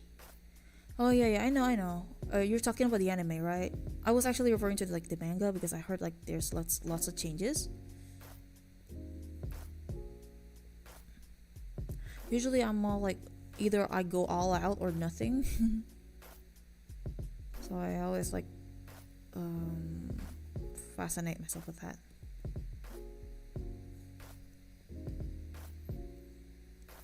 I'll try to like maybe have some time to watch it, but right now I'm in like a rewatching mood. Like I really want to watch old movies that I used to watch when I was younger. You know, I really want to rewatch Meet the Robinsons again. I really need the hope core it has. Like having this bright future. Wow, wish that were me. Okay. Let's just delete this. We don't need it anymore. We need some cracks on the walls. No, cracks on the... Oh yeah, stepping on like a crack road is also like a bad luck, isn't it? Might as well just draw it.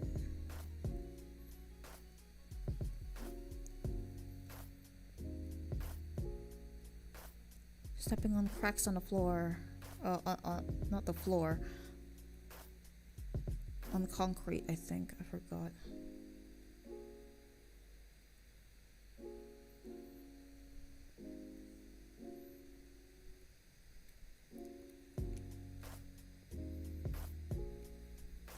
I think it's very funny that, you know, the reason why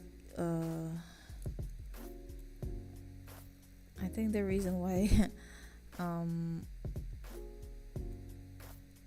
the Flash or whatever looks kind of a little bit goofy when he's like in his super speed mode is because they should have just went with the Sonic route, or just make it like him walking or running a normal speed, but in other characters' perspective he's like super fast instead, because the way that's like depicted in media, they kind of like try to make it look cool, but he ends up looking goofy, like running super fast. They could have just make him run normal speed, but to the audience, like outside of him running, you only see like a white light or what, yellow light or whatever. I don't know. I think it's like there's like a other way to depict him running, or just do a Sonic and make him like a blur.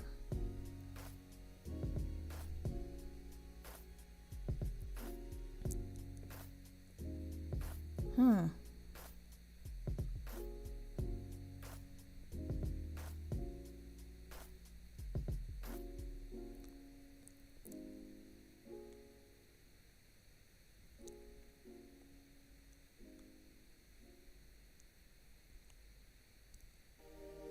Ew.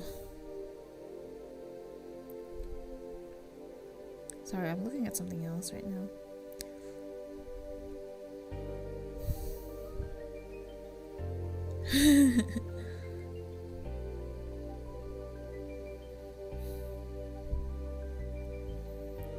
Oh.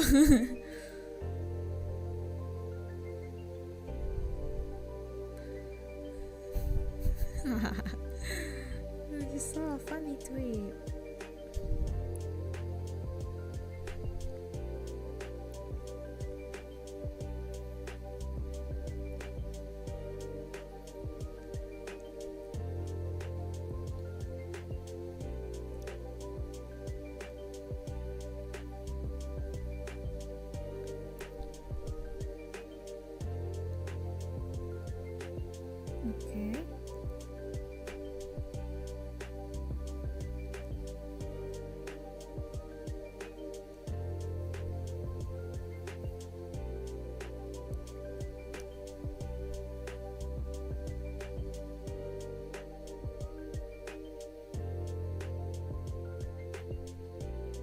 Mm-hmm. So, funny tweet. I got something to do. I'll be right back. Go ahead. Take your time. He looks like he's ice skating.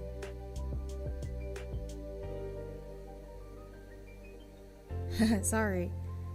Sometimes when I get like sleepy and stuff, I have to look up something just to keep me awake. Wait a second, got something to do. Be right back. Go ahead. So I probably won't be streaming for long because it's already 12 a.m. and it's already Monday. I have to get up at 9. Well, no, I have to go to work at 9. I have to get up earlier. So like maybe I'm just gonna maybe in like 15 minutes. I would like to stream longer, I do, but last time I tried to like stream this late at night, I got noise complaint. So, you know, I wanted to stream earlier today, but I overslept. And yeah, it's already Monday, but like 12 a.m. on a Monday, you know?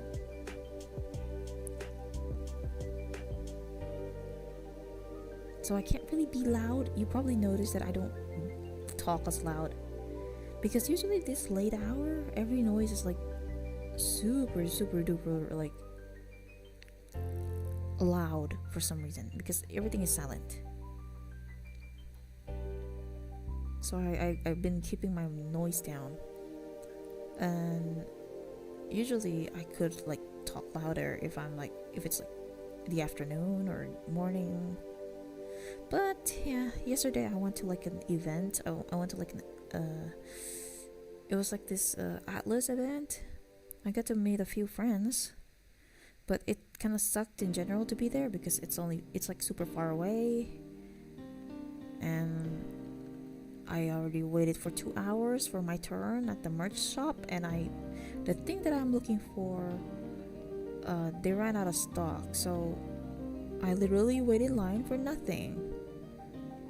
But I'd rather bring something home rather than being empty-handed, so I got myself a plushie, an overpriced plushie to be honest, and it's not even of my favorite character. Literally just like my 4th or 5th favorite character, not really the top 3. But I had to do it because, you know, I waited for so long in line for 2 hours. I'm not gonna go home I'm not gonna go home empty-handed. So I just got something with the money I spared for the thing that I actually wanted. But, you know, I kind of don't want to do that kind of event anymore. If there are events where they're gonna sell merch, I'm not gonna get them. I'm just gonna do it, buy them online or something. It was like a Sega Atlas event, and there's Sonic plushies and stuff. I wanted Sonic ones. They ran out, so it's only like Amy and Tails and Knuckles left. Might as well get Amy, I guess. Maybe when I get Sonic, they can be paired together. But again, you know, too bad. So yeah, I wasted my whole day yesterday doing exactly that. If I knew that's the outcome, I would have not go, and I would have just stay here and stream all day. Maybe I can just do that next week, hopefully. I mean, it's Valentine's Day next week. Maybe I can make a special Valentine's special stream or something, I don't know.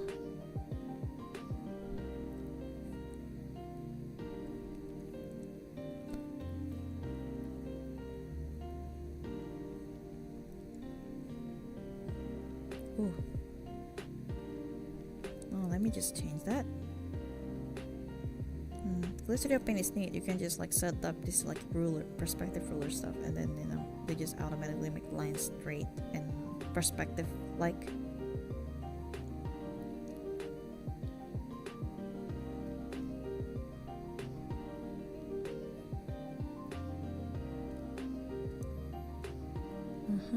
I just need to make this like windows breaking. I don't know, maybe something.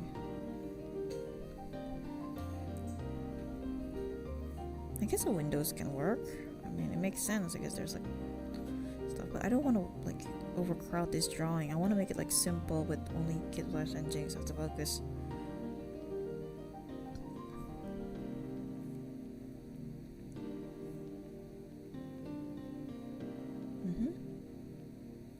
Oh, should be here. So yeah, it's already Monday. Probably gonna be like,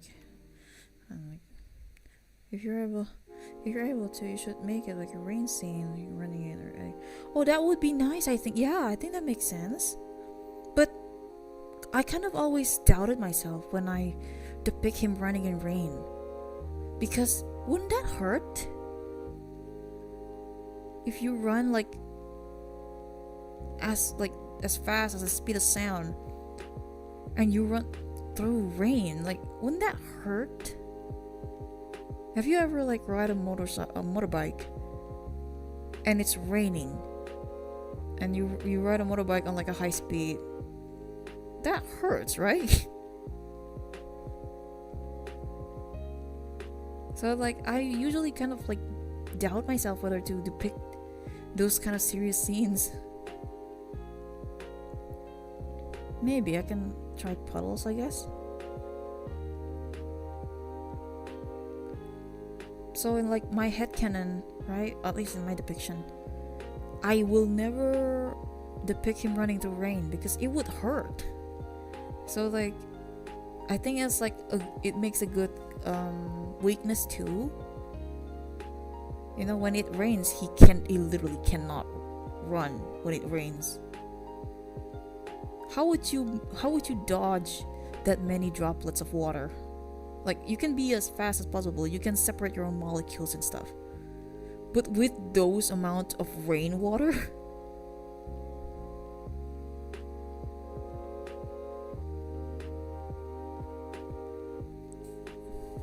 yeah, I guess with like water sprinkling, that's fine, but you know, it was rain, so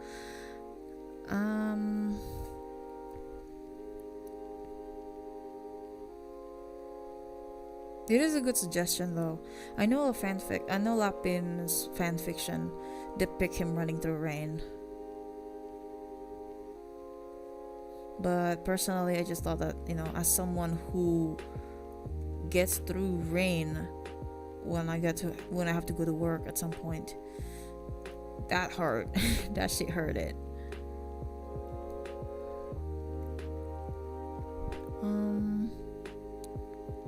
So yeah, I just make it his weakness, kind of like he cannot run through rain. He can run like as fast as possible. He can go to the Pacific Oceans.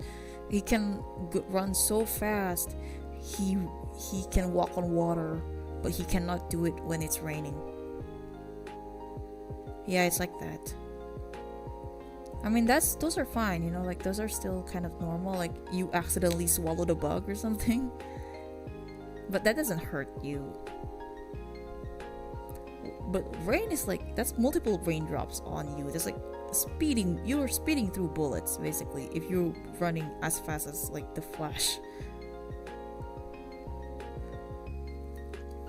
You can like try to make a puddle maybe.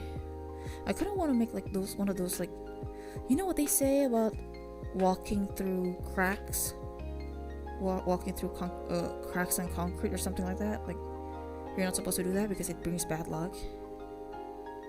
Apparently, I don't want to do that. Like adding cracks, you know. But later, this is, and then the calendar over here.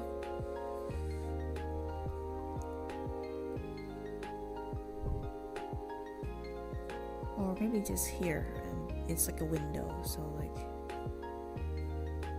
sometimes ideas just change in the moment you're like still drawing it. Like it changes on the go. You can make like this like someone's house or something, and like the window cracks.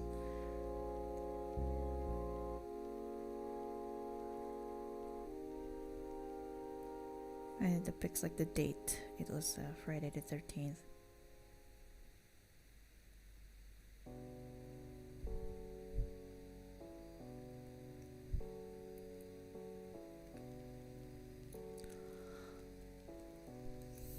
Just delete this one. Yep.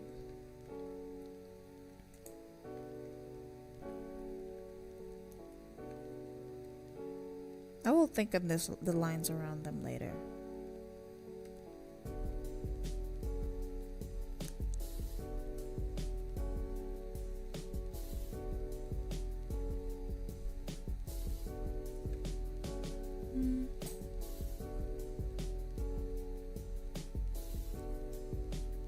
No.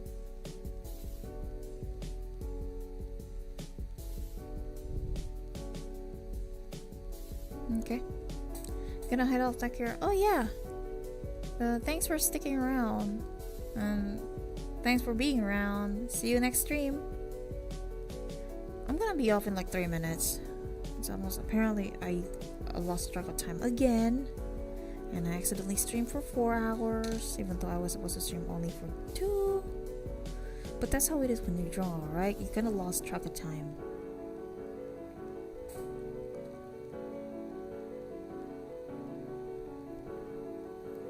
Like you kind of just lost time. Okay.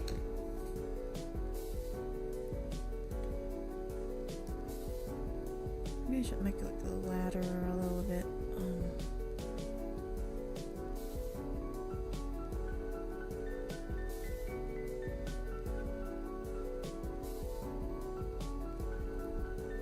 The cat. Oh, hello, Pinky Veil. We're actually almost wrapping up. Welcome back, though.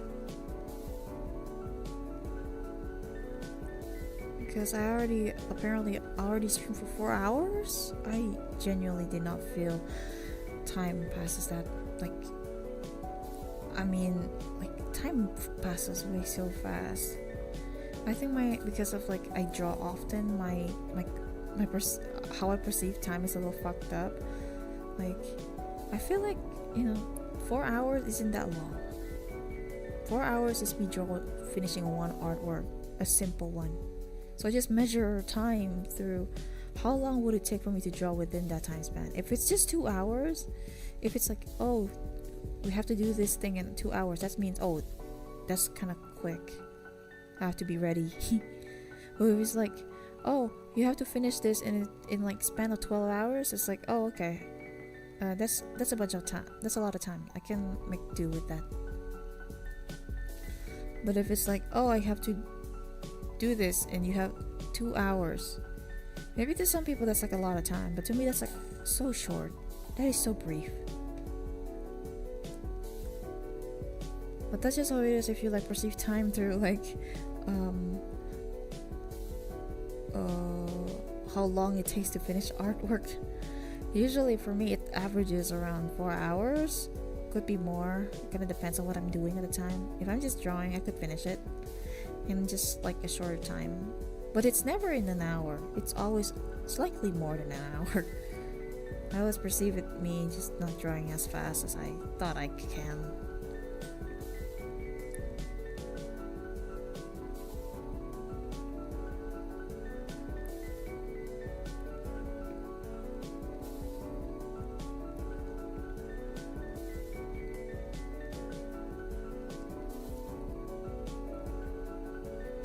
Oh, anyway, thank you for sticking around and such. Though I think I have to finish the stream now because it's 12 a.m. 12:30 a.m. and I have work at 9, so I have to be. Was there a little bit so simply? I say it takes time to draw it. Yeah, especially this kind of art where there's items around. But again, as I said, I have to end this stream right now. I really want to keep it going, but I have work at 9 and it's been 4 hours apparently. So thank you for sticking around. I hope I can see you next stream. I usually stream either on Saturday or on Sunday, once every week, at most at 4 hours, so around those times. So I hope I can see you guys again. See you again.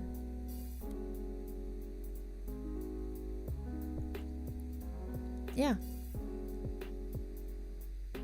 I'll finish this off screen. I'll be sure to post this on 13th of Friday on my Tumblr if you follow it. But thank you again for being around and talking. I get to discuss lots of fun topic today, so yeah. I'll see you later. Bye bye. And good night in where I live. Good night.